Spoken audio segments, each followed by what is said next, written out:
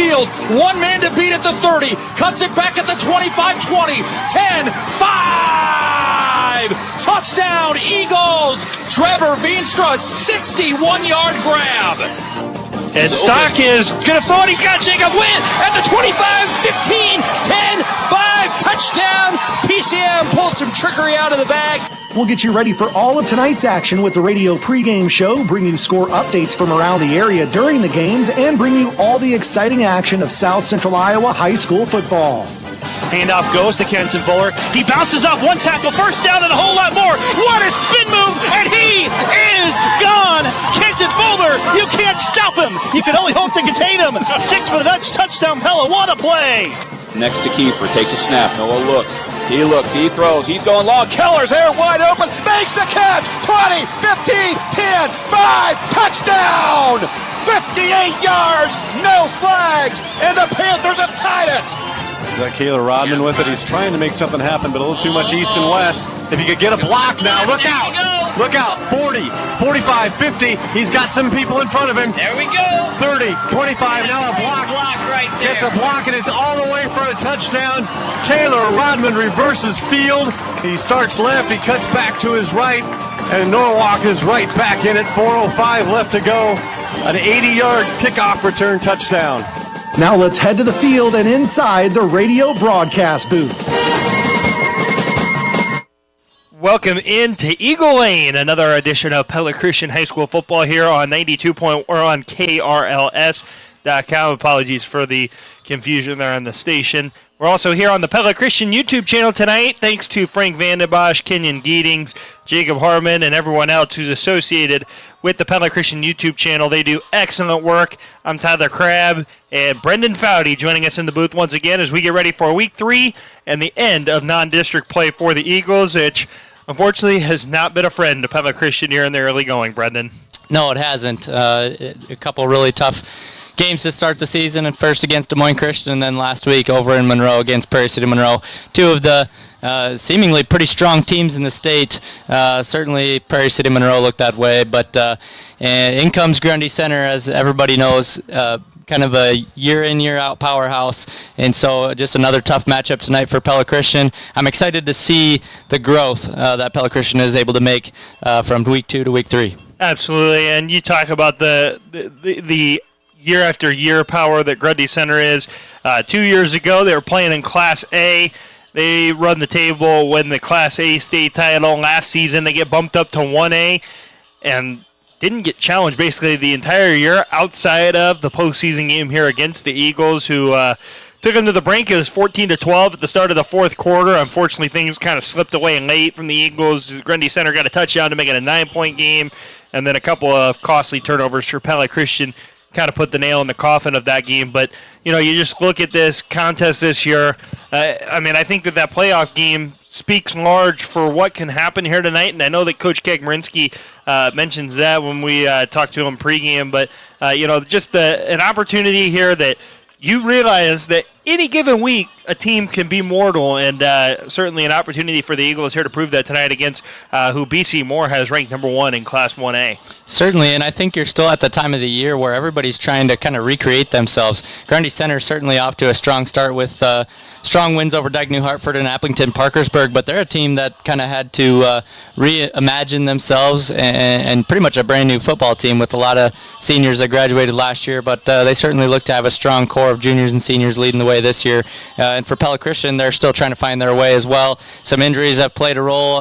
We'll see kind of what the starting lineup looks like on offense for Pella Christian today, but certainly a team that's still trying to find their rhythm. Yeah, it should be pretty interesting. We'll give you those starting lineups presented by Vanderlinden Services here in a little bit. Right now, it's time to look at our game time temperature presented by Van Haften Plumbing and Heating. 74 degrees with some sprinkles looming around the area. Currently not any precipitation here on Eagle Lane, but that is our game time temperature presented by Van Haften Plumbing and Heating, your local cooling and heating experts. You'll rest easy when you pick up the phone and hear Van Haften. And we're going to go ahead and take our first break here on pregame coverage. When we come back, we'll have Rich Kagmerinsky, head coach of the Pella Christian football team, when we return here on KNIA, KRLS.com, and on the Pella Christian YouTube channel. The Young Door Service in Pella is proud to be the exclusive sponsor of Pick'em for another award-winning fall of Football Friday nights on KNIA and KRLS. And the Guru is looking to get back to the top of the standings again this year. Play along and pick the winners every Friday on Twitter. Then tune in during the Football Friday Night radio preview show to hear us pick the winners. Enjoy live play-by-play of your favorite team. Then listen to the scoreboard show to hear how we all did. Hi, this is Kurt DeYoung. We're the gurus of garage doors, the Young Door Service in Pella. We're ready to kick off truck season with huge savings happening now at Pella Motors. Over $11,000 off a new 2024 Chevy Silverado 1500.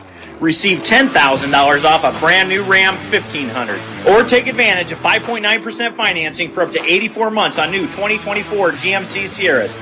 Find your perfect truck this season because at Pella Motors, we're dealing. Stop in or see us online at PellaMotors.com. On the market to buy, we want you to know that there's a new law requiring you to sign a buyer representation form before seeing any homes. This ensures full transparency through the process and puts into writing that we represent you. Let us start looking for your new home and schedule a buyer consultation by calling me or any member of our team at 628-1BUY for Pella Real Estate Services.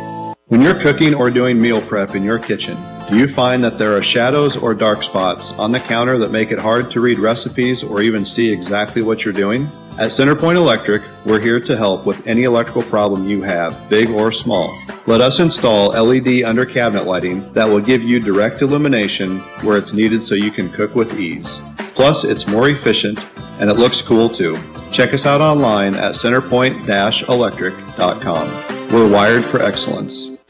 At Marion County Bank, we love the communities we serve. In fact, it's why we do what we do. From the report card program that gives back to the school of your choice, to all the community events, sponsorships, and donations we are proud to be a part of. From the volunteer efforts of our staff, to partnering in the success story of your business, farming operation, or personal financial journey. We go beyond banking. We share in the life of the community.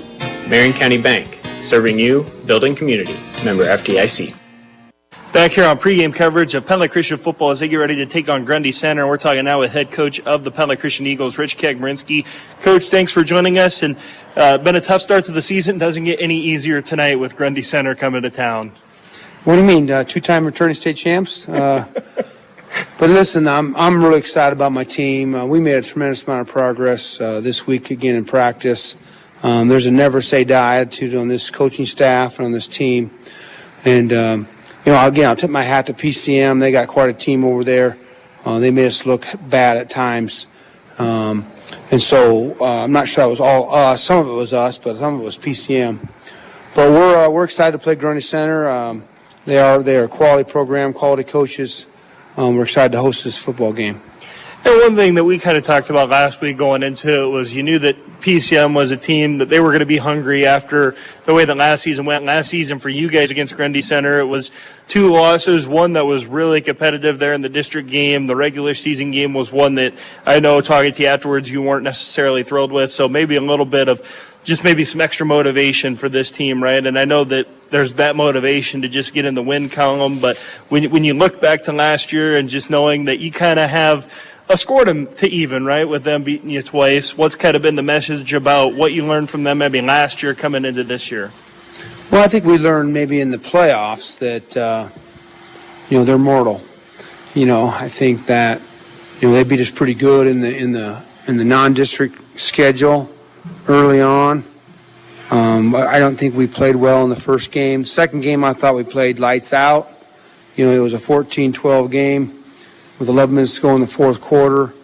And so I thought that really said something about, I think we were right there. Unfortunately, we had 2 costly turnovers in the fourth quarter that really kind of made the wheels come off the bus. But I think that's one thing we learned last year is that when we play like we're capable, we can play with the best in 1A. And Grundy Center is the best in 1A. So that's been really our focus has been just to play our best all week. And it's been good. I've been real pleased with our week of preparation. I think we're ready to go. Garrett is going to be our starting quarterback again. He had our full week of preparation, which is, double as what he's had. So I'm excited about to see what he can do. Our offensive line is getting better. So I think we improved in all phases. we'll see what happens tonight. But I'm optimistic about what we've done this week.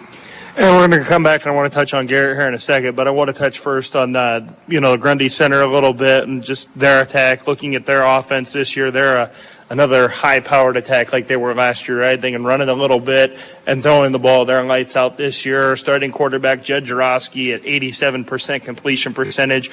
That's going to be a big focal point for you guys tonight. How do you guys go about trying to take away what they want to do offensively with that balanced attack? Well, honestly, our defense is kind of built for this type of attack. That's why I thought we defended them very well last year in the playoffs. So I'm confident in our scheme. We just got to execute. Obviously, we got to get some pressure on their quarterback. We need to take away their run game, and then we need to keep leverage on their receivers. So, one of the things we talked about is we got to get off on a better foot than we have the last 2 weeks in every phase, but particularly defensively. We've given up a quick score right away the last 2 games. So we need to avoid that again defensively. Offensively, we need to get out and get some first downs and drive the field and get a touchdown. So we need to start the game better, and that I think will give us a chance to finish the game better.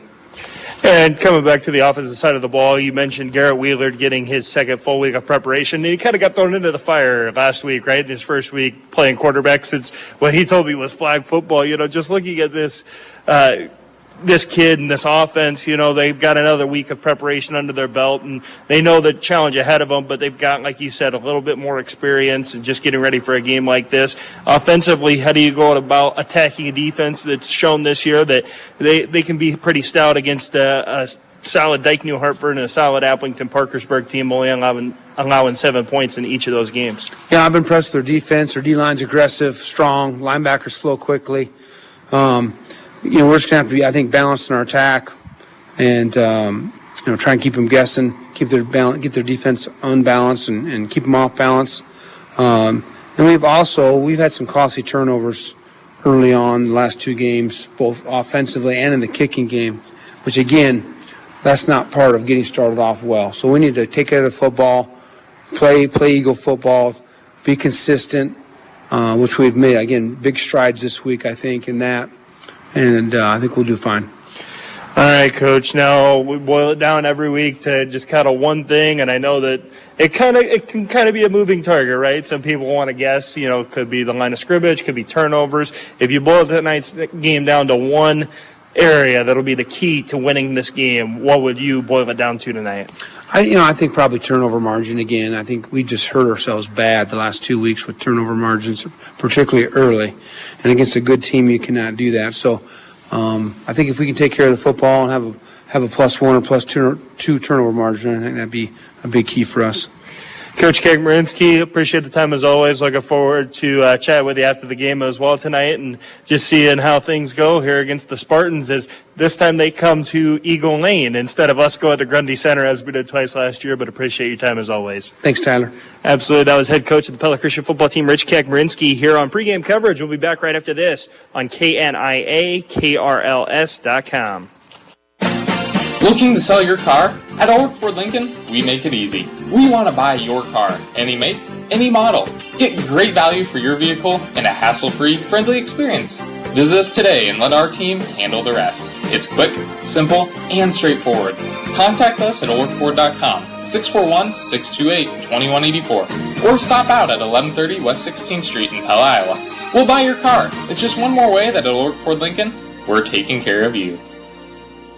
Randall Roofing is proud to sponsor the Raise the Roof moment of the game and support our local teams. Camden Parker is wide open. Garrett Wheeler gets him at the 50, 40, 30, 20, 15, 10, 5, touchdown. Camden Parker. When you think Randall Roofing, think gutters. You heard that right. Maintenance, installation, and repair. We've got your gutters handled too. Randall Roofing, your one-stop shop for roofs and gutters. Find us on socials or visit randallroofs.com. Does your child struggle with focusing, outbursts, or making friends? What about anxiety, trying new foods, or delayed coordination and motor skills? At Kinetic Edge, we know your child can be successful in all these areas. We offer pediatric, occupational therapy, and physical therapy, and we work one-on-one to help build those skills. Contact us today at kineticedgept.com or at 621-0230. And let's make this school year a success for you and your child. Grow strong with us, Light State Bank, Light State Bank. Could you be earning higher interest rates on your checking and savings accounts with our exclusive Lighten Rewards? Our Lighten Cashback, Lighten Interest, and Lighten Savings accounts are all designed to reward you for the transactions you're probably already doing, like swiping your debit card, receiving e-statements, and making payments by ACH debit. Visit lightenbank.com to start your account opening today. Member FDIC. Where is everybody? Hello? Is anybody here? You survived another tax season, and those fly-by-night tax preparers all seem to have disappeared. Your friends at Van Manen, Seatstra, Meyer, and Nickel are here for you all year long. Your life is chaotic, crazy, super busy, and you don't just need help during tax season. Let Van Manen, Seatstra, Meyer, and Nickel help you every day, all year long. Save time, gain peace of mind with Van Manen, Seatstra, Meyer, and Nickel. Now is the time for a new set of Firestone tires from Raceway Tire and Exhaust. Now through September 30th, get $60 instant savings when you buy 4 eligible Firestone tires and an additional $60 instant installation savings for a total savings of $120. That's right, a total at-the-counter instant savings of $120. You don't have to submit claim forms or wait weeks for a prepaid card to arrive in the mail. Restrictions apply. See store for details. Raceway Tire and Exhaust. We got what you need to get you on the go. There's a lot of cool things made in Iowa, from pipe organs to floating tiki bars and lights used at sporting events all over the world. But what won the award for the coolest thing made in Iowa? The Vermeer ZR5 1200 self-propelled baler. This award is a testament to the dedication of our team, and the hard work done at Vermeer means that our customers can continue to do their important work, feeding and fueling their communities, managing natural resources, and connecting others to the necessities of life. We're Vermeer, equipped to do more. Mom, Dad burned the boogers again. And my hot dog looks like a burned up stick. Can we please get Dad a new grill from Pingles? Get ready for family cookouts with a top-notch grill from Pingles Home Store in Pella.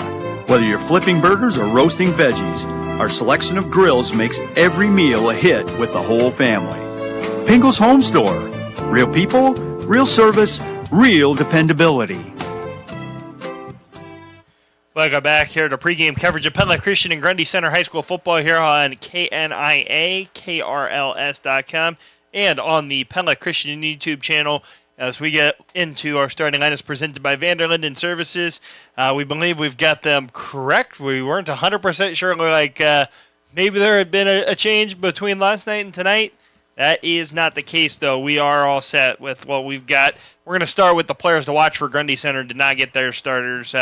Didn't necessarily have time to write those down as they were being announced here at the stadium. But the starters for Grundy Center tonight, or the guys to watch for Grundy Center tonight, we'll start on the defensive side of the ball. Pete Lebo, the junior linebacker, leads the team in tackles. You got senior number 50, Riker Thorin. You've got defensive lineman, junior number 64, Ryder Slifer. And then you've got the sophomore defensive back, number 14, Aiden Hook. On offense for Grundy Center tonight, the guys to watch are junior receiver number 10, Devin Hinders. You've got the senior running back number 20, Brody Zinkula. You've got the receiver, senior number 18, Tiernan Volks, who leads the leads the receivers for Grundy Center. And then you've got the man that we talked about quite a bit earlier today, Judd Jarofsky, the junior quarterback, wearing number 12 tonight. He has been lights out through 2 games, completing 87% of his passes for nearly 500 yards and 5 touchdowns. So going to be interesting to see how the Eagles try to limit him. For Pella Christian defensively, what we've got tonight, defensive ends are junior number 44, Devin Runner, and senior number 84, Grant Kelderman. Nose guard, senior number 51, Connor Van Zee. Defensive tackle, junior number 55, Toby Belzer. Inside linebacker tonight, senior number 7, Cooper Sprunk. At outside linebackers are junior number 25, Garrett Wheelard, and senior number 42, Johnson Morgan. Your safeties tonight are senior number 15, Landon Franzman, and junior number 21, Landon Nunakoven. And the 2 cornerbacks for the Eagles, senior number 27, Camden Parker, and junior number 23, Caleb Volk. On offense, the starters for the Eagles on the offensive line, left tackle, junior number 60, Blake Six. Senior number 70, Josiah Vink, is at left guard. Your center tonight is junior number 50, Hunter Vanderlinden. The right guard, number 51, Connor Van Zee, is a senior. And your right tackle is sophomore, number 66, Gage Dinner. At tight ends, the senior, number 84, Grant Kelderman. Slot receiver is junior, number 23, Caleb Volk. Ex-receiver is senior number 27, Camden Parker. Wing wide receiver, senior number 42, Johnson Morgan. Fullback, number 7, senior Cooper Sprunk. And at quarterback, the junior number 25, Garrett Wheelard. Expect to see some Theo Hugan as well tonight after he had led the team in rushing last week at PCM with 21 carries, as the Pella Christian Eagles are ready to take the field. Those are tonight's starting lineups presented by Vanderlinden Services, a family-based business that treats their customers like family. For any plumbing and HVAC services you need, call Austin at Vanderlinden Services.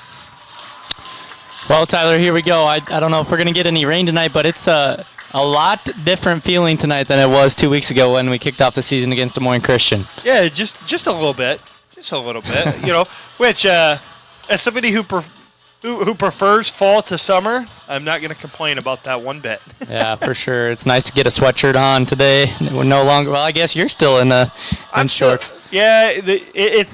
It's the 4 years I spent in college in Minnesota. I still have not fully adjusted to the outdoors yet. So, like right now, we're sitting in those low 70s. To me, this is still really, fairly warm. Yep. Once we get down into about, 67, 66 range is about sweatshirt weather for myself. So we're still just a little bit too warm for that, but I did grab a jacket just in case the temp drops tonight. And so, it's going to be a great night. But these teams are ready to take the field for this contest tonight. We're going to go ahead and take a break, and we'll be back with more pregame coverage of Pella Christian football against Grundy Center here on KNIA-KRLS.com. If you're in the market to buy your first home, Community First Credit Union has a special offer just for you. Right now, at C-First, first-time home buyers may qualify for up to $5,000 toward their down payment with our assistance program. We also offer quick processing, local lenders, and mortgage education assistance. Don't miss this special. For details or to apply, visit us in person or online at c1stcu.com. Some restrictions apply. Loans are subject to credit approval. Federally insured by the NCUA Equal Housing Opportunity. Tri-County is Pella's oldest veterinary clinic. We've been at our North Main location since 1970, but we're also the newest. If you haven't been to our clinic in a while, you've got something to see. It's been totally renovated. The interior and exterior are all brand new. To our current patients, we appreciate you putting up with the mess for a little while and your patronage. To future patients, come check us out. Tri-County Veterinary Clinic, where your pet's good health is our number one concern. They take care of pets because they love them. The lights in the car, white and red, white and red, white and red. The lights in the car, white and red at Central Tire and Auto. If the lights on your car aren't white and red, don't wait until Mr. Officer makes you fix them. Stop into Central Tire and Auto. For tires, front end work, their no appointment oil change, full mechanical work on your vehicle, and the little things like new lights. Stop and see Sean DeWard and his crew next to Walmart in Pella. Sing along.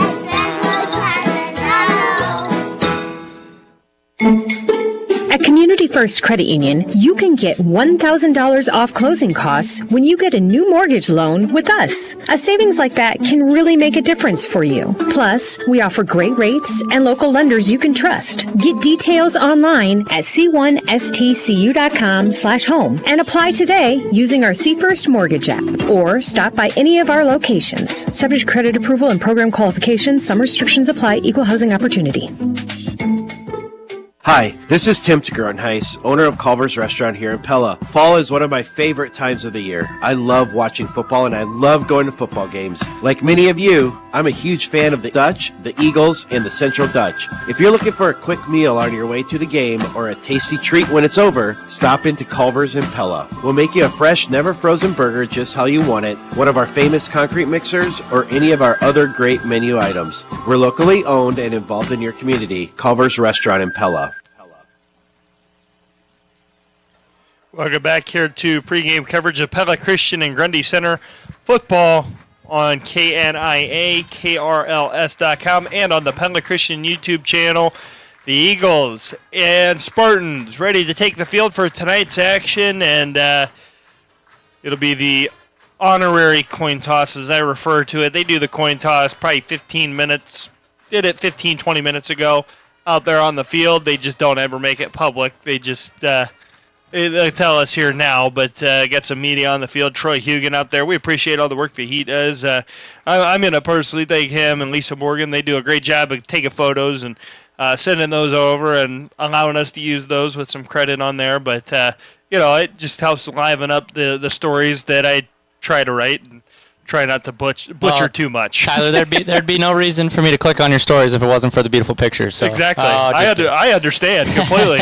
I am not going to claim to be a writer worth clicking on that story for outside those photos. So I appreciate the work that they do. If you weren't always talking so harshly about myself, maybe I'd read it more. Hey, I'm not talking harshly about you, and especially, and I know you know that because we had a conversation last Saturday where I was just checking in to make sure that our resident Cyclone fan stuck around at Kinnick Stadium on Saturday and enjoyed a great day of football. Of course I stuck around, Tyler. That was one of the greatest Saturday afternoons I've had in a long time. And actually, the last 2 times I've been to Kinnick Stadium, it's been tremendous. So I'm starting to like Iowa City. Yeah, Cal Conradi with the play heard around the world, man. Just what a leg for the Cyclones. And it's been a long time coming, honestly. They've had some struggles in the kicking game here as of late, and Cal Conradi put those to bed last week. Yeah, he certainly did. We had a pretty good kicker last year, and Cal Conradi, he looked like he's ready for the moment. And I tell you what, that 54-yarder looked like it was going to be good from 60 plus. So pretty exciting stuff. Yeah, that's pretty good there. And so taking the field is Grundy Center. They're going to get the ball first. For the Eagles, I don't know if that's necessarily exactly what you wanted because I believe that is 3 weeks in a row they've started on defense, and each time the opposing team has gone down the field on them. So we'll see if the Eagles can hold up here in week 3 as we are ready for tonight's opening kick presented by Dutch Mill Supply. You're right, Tyler. It hasn't taken us very long to give up a score, unfortunately, for Pella Christian, so it'd be huge today to get some momentum built with a big defensive stop to start the game. That it would be. So Camden Parker is set to kick it off for the Eagles. And on the other side, it will be number 42, Braden Davey. And looks like that's going to be number 4, Eli Wegman. Back deep to return for the Spartans of Grundy Center. Camden Parker is back. And here we go. The opening kick presented by Dutch Mill Supply is in the air. And Parker's kick will make its way into the end zone for a touchback. So a good start for Camden Parker and the Eagles special teams unit. And I thought Camden Parker had a really good game last week, despite the score, obviously. A blowout for Pella Christian. Not in the way of Pella Christian, but Camden Parker was a player that really stood out to me, not just with his kicking ability, but just he made some plays on the defensive side of the ball. And then obviously with the big, 74-yard touchdown for Pella Christian's first touchdown of the year. Yeah, so in motion is Tiernan Volks right now for Grundy Center. Judd Jarofsky in the shotgun as Grundy Center takes over at the 10. Opening kick presented by Dutch Mill Supply, your only locally owned lumberyard and building material supplier. Handoff goes to Brody Zinkula. He ran for about 13 or 14. It's not going to matter, though. Some laundry on the field on the far side. That's going against the offense. It looks like illegal formation. Didn't see the exact call from the referees. I was looking downfield at the spot. But both side judges had flags on the field, which would lend me to believe there was not enough guys on the line of scrimmage. Well, yeah, and you really, assuming 5 guys in the backfield, right? That when both officials see it, they're probably both punching back. They think they've got 5 guys on the backfield. Technically, Tyler, just a high school rule tidbit here for you. You don't have to have 7 guys on the line. You can have 10 guys on the field as long as you don't have 5 in the backfield. Yeah. Interesting to know. Judd Jarofsky back to pass. First attempt goes to number 42, Braden Davey, and off the fingertips, incomplete. So one thing we can guarantee this week is Judd Jarofsky will not be perfect at the end of the night with that completion percentage. Goodness. What does he miss, 2 on the year, now make it 3? That is number 4 on the year. He was 28 for 31 coming in, which is just an insane stat to think about. Regardless of yardage or anything like that, that's just an impressive number. So good start for the Eagles defense here as they've got 2nd and long. It's 2nd and 15. Well, and Tyler, what I'll tell you is if whoever goes 28 for 31, you're throwing a lot of quick screen passes, maybe even some of those quick just push passes. And a great play by Cooper Sprunk there as the jet sweep was handed off to Braden Davey. And Cooper Sprunk, the first Eagle there, brings him down for a loss. And then after the tackle, or after Sprunk got there, I should say, a host of Eagles come in, finish up, and it's now 3rd and 16 from the 14-yard line. Tyler, the front line did a great job there of holding off, and then Cooper just shot through his gap and made a nice play. Yeah, so Jarofsky is in the shotgun. Volks is going to motion from right to left. Jarofsky is reading the defense. Back to pass. Jarofsky letting it fly. Taking a shot on Camden Parker. And Parker makes a play, and late flags coming in. That's late. It's very late, but I unfortunately agree, Tyler. There's 2 flags. Yeah, 2 flags came in. One came from about 40 yards away, it felt like, and the other one came late from the back judge. And the reason they came in, Tyler, is Camden Parker was right in on his hip, never turned, never found the football. Unfortunately, ran through the receiver, who probably a ball that's slightly underthrown, and to the receiver's benefit there, as because it's underthrown, he stops. Camden Parker doesn't turn around and find the ball, ends up running through the receiver, and it's pass interference. Yeah, so it's going to be 3rd down and 1 is what it should be. Yeah, 3rd down and 1 now for Grundy Center after the penalty. And I don't think going deep like that is what Grundy Center wants to do. They certainly don't want to be in 3rd and 16s. This is a situation they're certainly a lot more comfortable. We're going to find out a lot about how much we've improved on the line of scrimmage if you're Pella Christian, because this is a crucial situation to get a stop here. We talked about the momentum Pella Christian could build on this first drive if they could get a stop. Yeah, 10:40 to go in the first quarter, and it's still scoreless here between Pella Christian and Grundy Center. First possession here for the Spartans of GC. And the handoff's going to go to number 11. That's going to be Pete Lebo, and he is into the open space and across midfield to the 45. It's going to be a gain of roughly 27 yards there for Grundy Center on 3rd and 1. And the right side of the offensive line there for Grundy Center just absolutely dominated on that play. I mean, he gave so much space for their running back, and just easy. I mean, that's all you can say about it. There was so much space for that running back. Got to be better as a defense for Pella Christian. That you do. Jarofsky in the shotgun with his heels at midfield. Motion man is Eli Wegman. Wegman settles into the slot on the right side, so 2 receivers right, 1 to the left. Jarofsky get a hand to Lebo. Lebo slips through some tackles across the 40 down to the 38. It'll be 2nd and 4 for Grundy Center following the first down 6-yard run. Coming into today, Grundy Center was averaging about, 4 yards a carry, maybe 3 or 4 yards a carry. They're looking to increase that average today. Pella Christian not doing a great job in their run fitting so far in this drive. Yeah, they had that great stop on the first run play that went for actual yardage. Have not had the same luck since. So Jarofsky with 2 receivers left, 1 to the right. He's going to turn hand to Lebo again. There we go. And Lebo will gain 2 yards. Can't see the number with the guy he met. Looks like it was Johnson Morgan who made the tackle there. Yeah, either that or Grant Kelderman. Couldn't quite tell.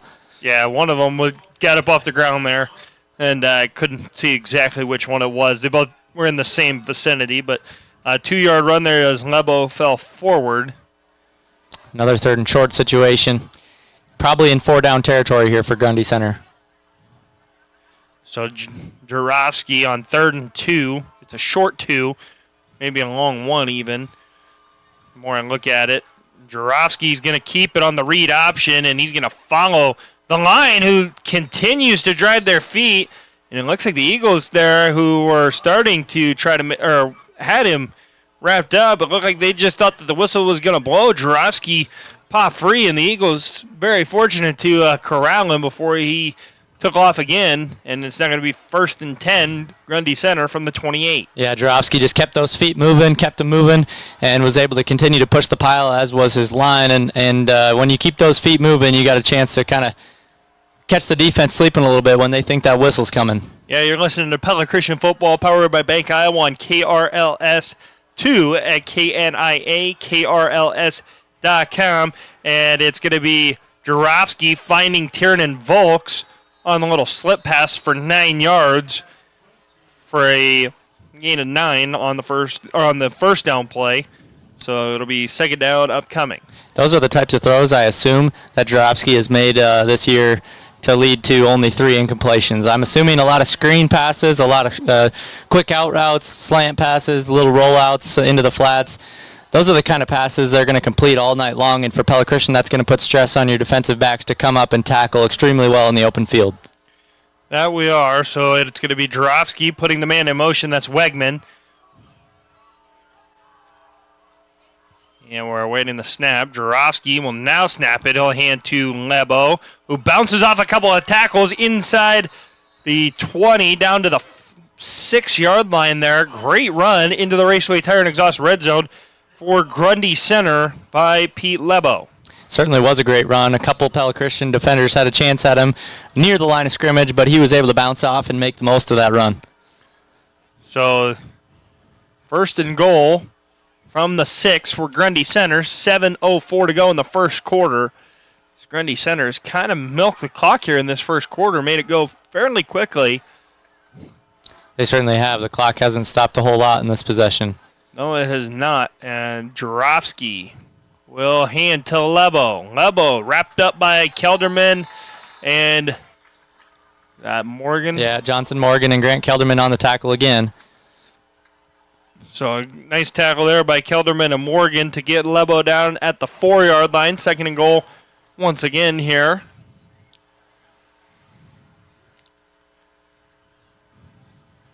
Yeah, you're right. Grundy Center is taking a lot of time. It seems like every snap here they've taken it within 5 seconds before they snap it. So half the quarter is going to be gone here before this possession is over, at least. Yeah, 6:14 to go in the opening quarter. 0-0, Pella Christian and Grundy Center.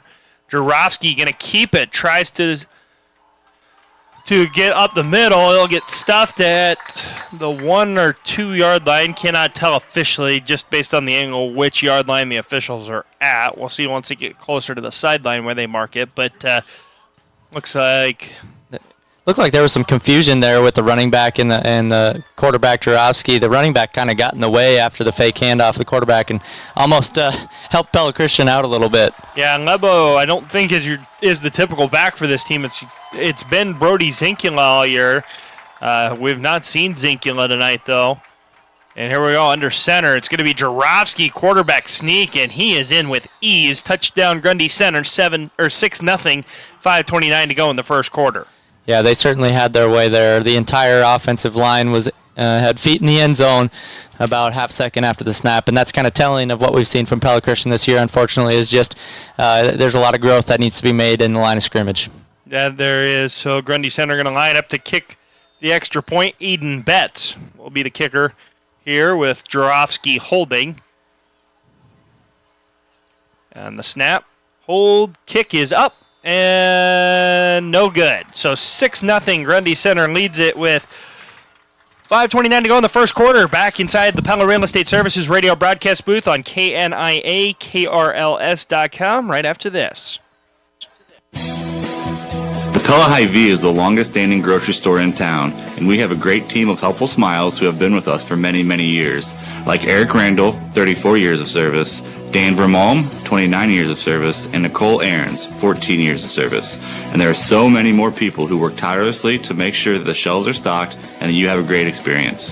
Thank you to our entire team, and thank you to our customers for shopping with the Pella Hy-Vee, the longest-standing grocery store in town.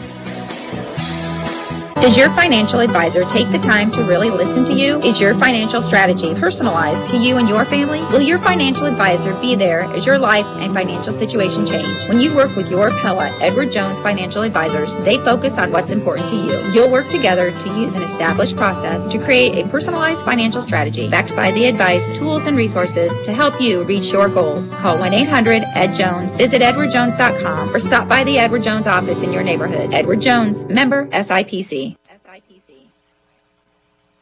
Welcome back here inside the Pella Real Estate Services radio broadcast booth on KNIA, KRLS.com, and it's a Pingles Home Store instant radio update as across town for homecoming over at Ron and Joyce Skipper Stadium at Central College. The Pella Dutch lead the Indianola Indians 6-0 with 7:49 to go in the first quarter.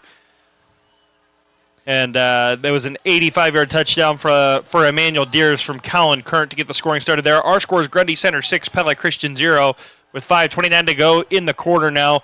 And it was a touchback for Grundy Center there. Johnson Morgan caught it in the end zone, tried to bring it out, and was told that's not how that works. Yeah, he was hoping for a chance to get some momentum built for Pella Christian on a kick return, but Pella Christian will roll out the offense with Garrett Wheeler at quarterback from the 20-yard line. That they will. So Wheeler makes his way out there to lead the Eagles. He'll have one receiver out to the right, two to the left, and Johnson Morgan, who's that wing receiver, off the end of the line. Handoff going to go to Caleb Volk, and the Eagles going to try to pass downfield to Landon Franzman, but Tiernan Volks was in the face of Caleb Volk, who could not get the pass off. All Caleb needed was just half a second of time to get that pass off, and Landon Franzman was wide open down the field, but unfortunately, looks like the left side of the line just could not hold up, the right side of the line could not hold up long enough, and like you said, Volks was in the backfield in a hurry. Yeah, that's a tough break there for the Eagles as Garrett Wheeler now back to pass, and it's a quick hitch route to Camden Parker, who makes the catch out to the 25, maybe the 26, not sure exactly. Looks like they gave him the 26, so a gain of 6 there as Garrett Wheeler starts the game 1-for-1 to Camden Parker. And right away, Pella Christian in a much better third down situation than they were in all of last week, certainly in the first 3 quarters with a third and short, third and manageable situation. We'll see if they can capitalize here. Yeah, 3rd and 4. Garrett Wheeler going to fake the handoff to Cooper Sprunk, rolling right. He's going to toss it out to Caleb Volk. First down across the 35, out to the 39. Caleb Volk with a nice catch and run there to get the Eagles a first down, and I think that's the first time this season the Eagles got a first down on their first drive of the game. It is, and a really excellent job by Garrett Wheeler rolling out to his right, made that throw look really easy, although it's not, and right on the money for Caleb Volk, who was able to run after the catch and get a first down. Yeah, so a gain of 13 there for Volk, and the handoff goes to Cooper Sprunk, who makes a couple guys miss out across the 49 to the 50. Cooper Sprung with a gain of 11, and the Eagles offense may be showing a little bit of energy after the play there. Just a little excitement seeing them move the football. Yeah, and hopefully establishing some run game here can help them open things up a little bit. But we've talked about it in the first 3 weeks of the year. Pella Christian's probably going to have to open up the run game with the pass game, Tyler. And you saw they tried to do that with the trick play on first down, and then they pass again on third down, and all of a sudden Pella Christian's got something rolling here. That they do. Handoff's going to go to Johnson Morgan, trying to get to the outside on the left side. Made a couple guys miss. Got across the 45 out to the 44 of Grundy Center for another gain of 6. The Eagles' offense is outside the one incompletion there on the trick play where they just didn't quite have the timing down on that one. Offenses look pretty good here thus far. Yeah, and one thing I really like about what Pella Christian does offensively is they're always sending somebody in motion through the backfield, and that just gives the linebackers for Grundy Center just a moment of pause to kind of have to see where that handoff goes. Yeah, now it's going to be quarterback power to the right side with Wheeler, who puts the shoulder down and gets out to the 30. And it looks like we've got one official at the 37, one at the 38, so we're going to see where they officially mark that. Yeah, that'd be the 42, but... yep, you're right. I'm looking at the wrong side of the 40. Those were 2 hard-earned yards from Garrett Wheeler, putting his shoulder down, trying to fall forward and get a couple extra at the end of that run. Again, another third and short, third manageable situation here for Pella Christian's offense. Yeah, and the Eagles going to go empty set here with Wheeler. Oh, they'll bring somebody in. There we go. Yep, fake the handoff to Johnson Morgan. Wheeler with all the pressure in the world, and he had Volk downfield, but couldn't quite get it there as the pass knocked away by number 5, Aiden Betts, who made a nice recovery there. And Wheeler had the man with Volk down the field, but that right side of the left side of the Grundy Center defensive line, bursting through there and making it difficult. I hate to harp on the offensive line, but all he needed again was just a second, and there just wasn't. He had no time. 4th and 2, handoff's going to go to Cooper Sprunk, and Sprunk maybe got a yard, but was knocked down after a gain of 1, and the Eagles' offense stalls out. Yeah, it's extremely disappointing, Tyler, because it was a great play, a great series of plays leading up to that 4th down, and on that 3rd down, certainly had a receiver wide open, just did not have the time to be able to plant and fire, and when you're throwing with 2 guys running in your face, I mean, it's not a whole lot Garrett Wheeler could do there. Yeah, and first look at the Marion County Bank radio scoreboard. Just a handful of games tonight on our airwaves. Currently, Pella leads Indianola 6-0 in the first quarter. Our score is Grundy Center 6, Pella Christian 0. Grundy Center getting the ball for the second time here with 2:58 to go in the first quarter. We also have Knoxville versus South Tama and Norwalk versus Newton. Ooh, come on. And a tough play there for the Eagles because Judd Jarofsky just lofted one in the direction of Tiernan Volks, who wasn't really looking for it. Camden Parker was closing on it, didn't really have a play on it, and nearly collided with Volks anyways at the end of the play, but man, that would have been a huge break for the Eagles if they could have gotten the turnover there. Yeah, and already a more exciting start to the game, obviously. As you can tell, I'm getting into this one a little bit, Tyler, but I thought Camden Parker could have come up and picked that one off. I think he was just ready to lay the hit on, which is obviously what he's supposed to do, but yeah, either way, a good start to this series of downs for Pella Christian defensively. Yeah, and motion man is Davey for Grundy Center, so 3 receivers left, 1 to the right, 2nd and 10. And it's a quick pass to Volks on the outside, and the Eagles did a nice job of rallying. Yeah, Landon Nunnikoven is upset with himself, and I appreciate that as upset because he had a really good chance to hit him behind the line for a loss there. An excellent job pursuing him after reading the play, seeing the screen pass out there. Those are the tackles Pella Christian's going to have to make in a game like tonight in order to have a chance. That they are, and unfortunately for Landon, just not quite able to do that. One thing you can't question is the kid's toughness, just unfortunately that didn't make the play. He took a beating last week at PCM as the team's punter. Yes, he did. It's good to see him out here again playing fast. That it is. So 3rd down and 9, and Jarofsky is going to find his man Wegman, who gets it across midfield and out to the 40. It's going to be a gain of 17, 18 yards for Grundy Center, and it's another Spartans first down. Yeah, and you see coaches on the Pella Christian sideline who are just quite upset, right? Motioning, get to the sideline. When Jarofsky rolls out, he's got to throw to that side of the field, and Pella Christian coaches are upset that the linebackers and defensive backs maybe not in as hot a pursuit as they should have been to the sideline. Yeah, so 1st down and 10 from the 39 now for Grundy Center. And Braden Davey goes in motion once again with 2:18 to go in the first quarter, and Grundy Center holding a 6-0 lead over Pella Christian. And it's an RPO. Handoff goes to Pete Lebo, who will gain 3 yards, 2nd and 7, upcoming from the 36-yard line. I don't know what happened there, Tyler, but that snap from the center almost looked like it was going back in slow motion. I don't know if he kind of clipped his leg on the way back or what, but something to keep an eye on there with Grundy Center in the shotgun every snap. Certainly got to have clean snaps. We saw a Pella Christian team last week who started the game with not very clean operations at the line of scrimmage on offense. Absolutely right. A game reset wired by Center Point Electric. 1:35 to go in the first quarter, and Grundy Center leads Pella Christian 6-0. Snap to Jarofsky is low. He'll catch it and roll out to his right, and over the top he's got his man number 16, Jacob Hoy, for the first down into the Raceway Tire and Exhaust red zone at the 16. Yeah, and multiple times now you just see Jarofsky roll out and find a wide open receiver. Obviously they've had a successful passing attack in the first 2 games of the season, and so far tonight showing why. Their receivers are in the right spots, and Pella Christian defensive backs are having a hard time corralling them. Yeah, and so 1:23 to go in the first quarter. In case you missed it, presented by the veterinarians at Tri-County Veterinary Clinic in Pella. Grundy Center marched the ball down on a 7-minute drive to start things off here in this one. Pella Christian got a couple first downs but was unable to sustain the drive. And then Grundy Center now marching the ball back down the field, trying to go up by 2 scores here as Pete Lebo gets the ball down to the first. Got 10 yards down to the 6. First and goal from the 6 once again for Grundy Center. Again, that's in case you missed it, presented by the veterinarians at Tri-County Veterinary Clinic in Pella. They're the veterinarians.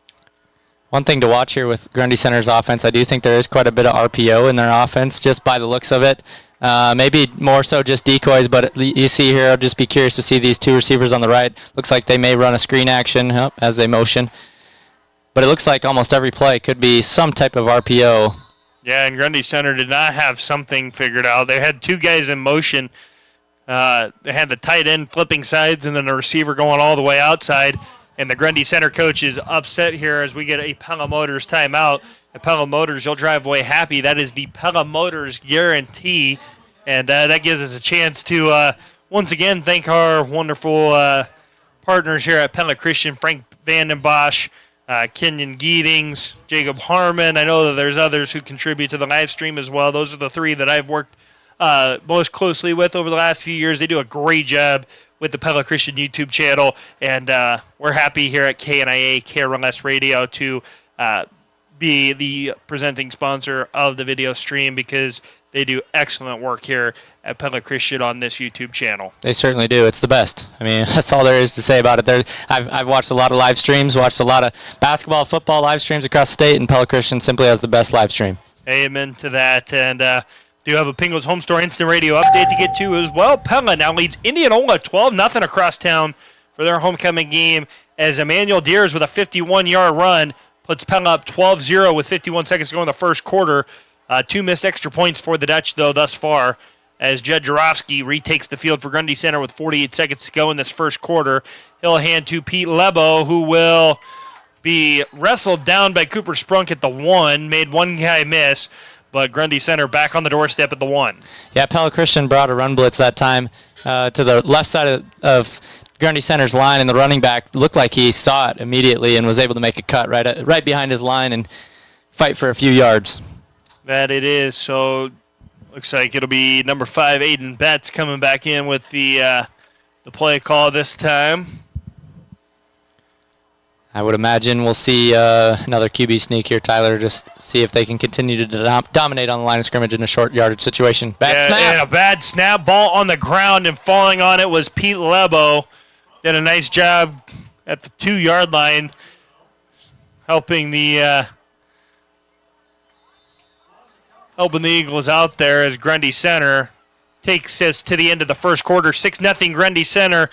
We'll be back inside the Pella Real Estate Services radio broadcast booth after this on 92.1 or on KNIA, KRLS.com, and on the Pella Christian YouTube channel.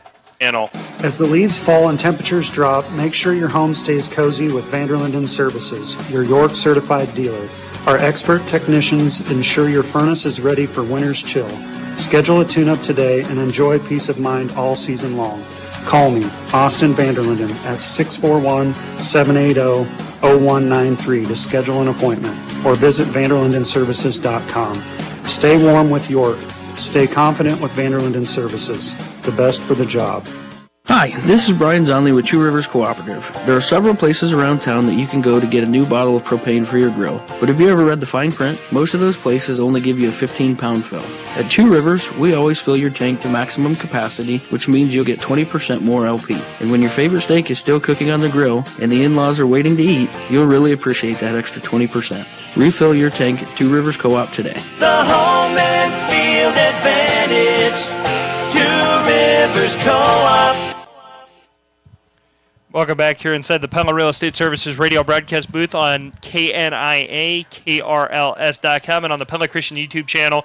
3rd and goal from the 3, and Jed Jarofsky throws to the back of the end zone. Tiernan Volks reels it in, defended by number 21, Landon Nunnikoven. Touchdown, Grundy Center, 4 seconds into the second quarter. And Eagles defense going to have to find a way to get a stop here. Yeah, a little bit unfortunate. You had the fumbled snap on the previous down. Grundy Center ends up taking it to the quarter break and is able to find receiver in the back of the end zone.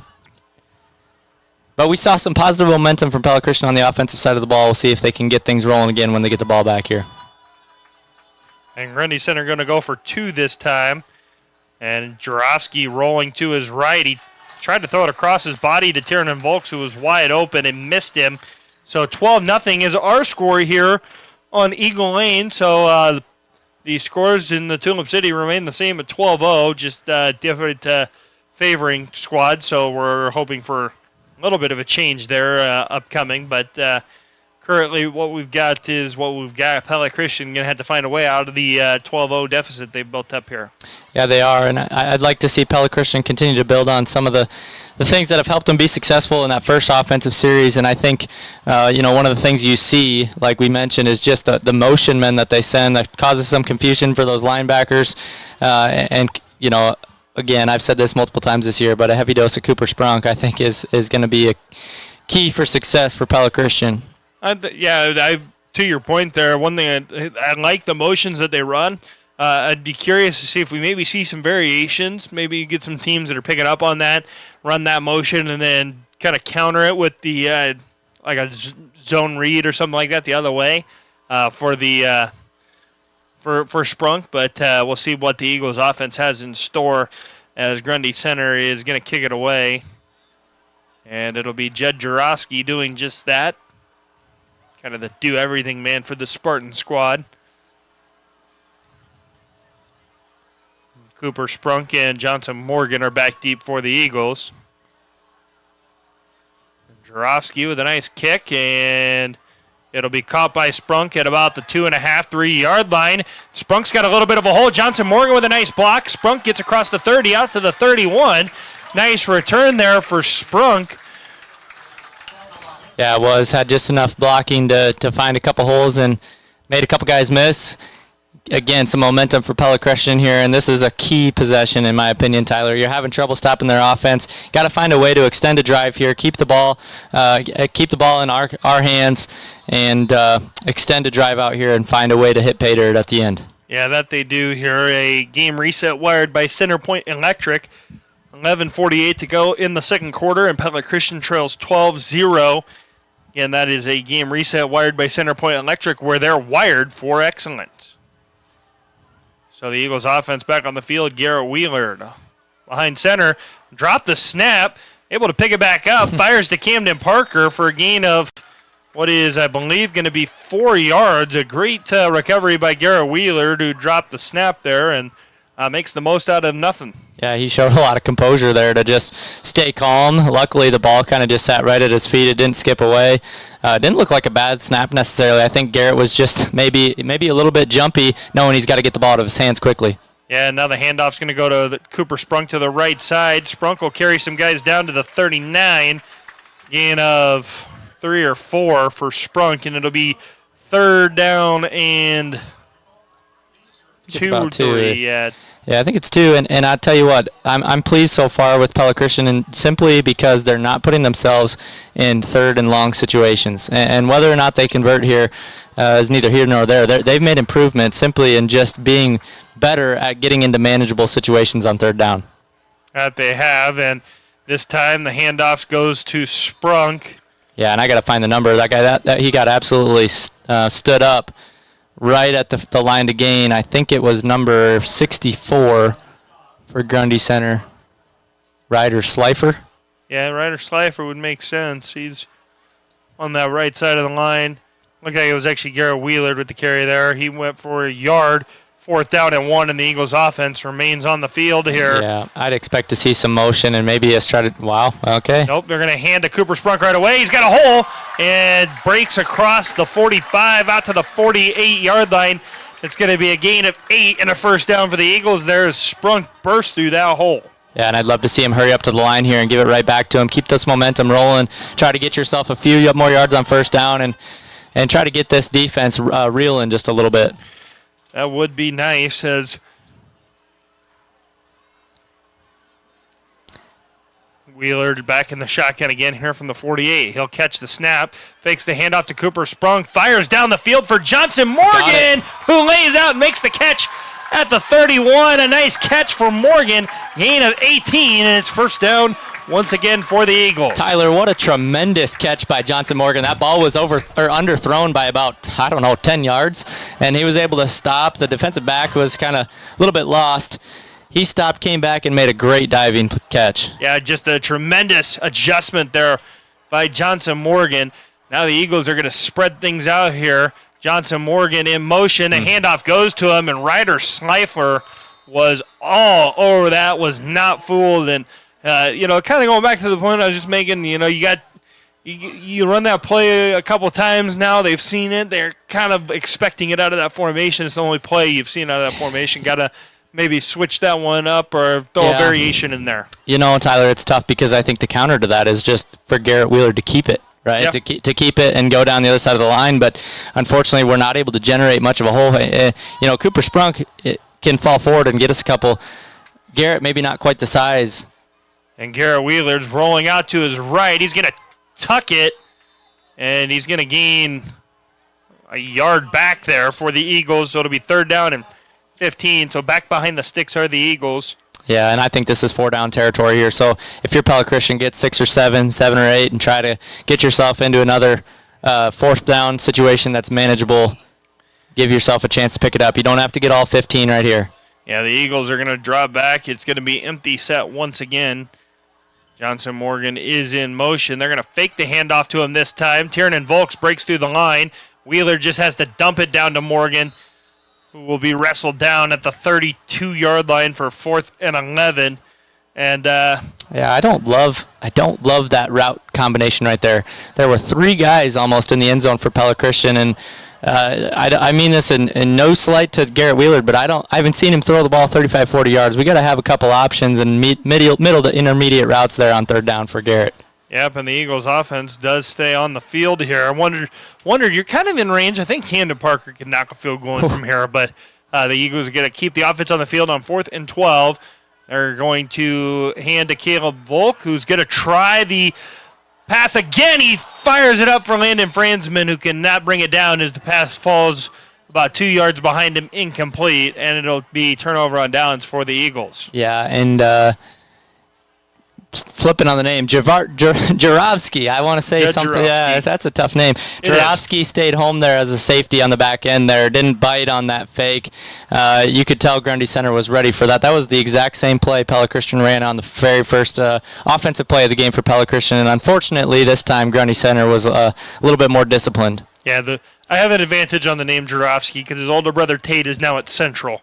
There you go. So he was on this Grundy team that we saw twice last year, and now he's here in the Tulip City. So just a little bit of an advantage there on that. But looks like we've got Jarovsky back in the shotgun with 2 receivers to the right. He's back. He's looking deep down the field. He's firing. He's got a wide-open Tiernan Volks on the sideline, who managed to keep his feet down inbounds across the 40. That's a huge gain of what's that going to be? Roughly 25, 30 yards for Grundy Center as they a little bit more, a little bit less precision, a little bit more flash there. Yeah, and it's a little bit shocking how much space these receivers are able to generate, but I think it has to do with some of that RPO look where when the quarterback fakes the handoff and is reading the defense, that just freezes those linebackers just momentarily. Yeah, 7:48 to go in the second quarter. It's Grundy Center with the ball up 12-0, and it's a screen pass tackle out to Eli Wegman, and a great tackle by Camden Parker.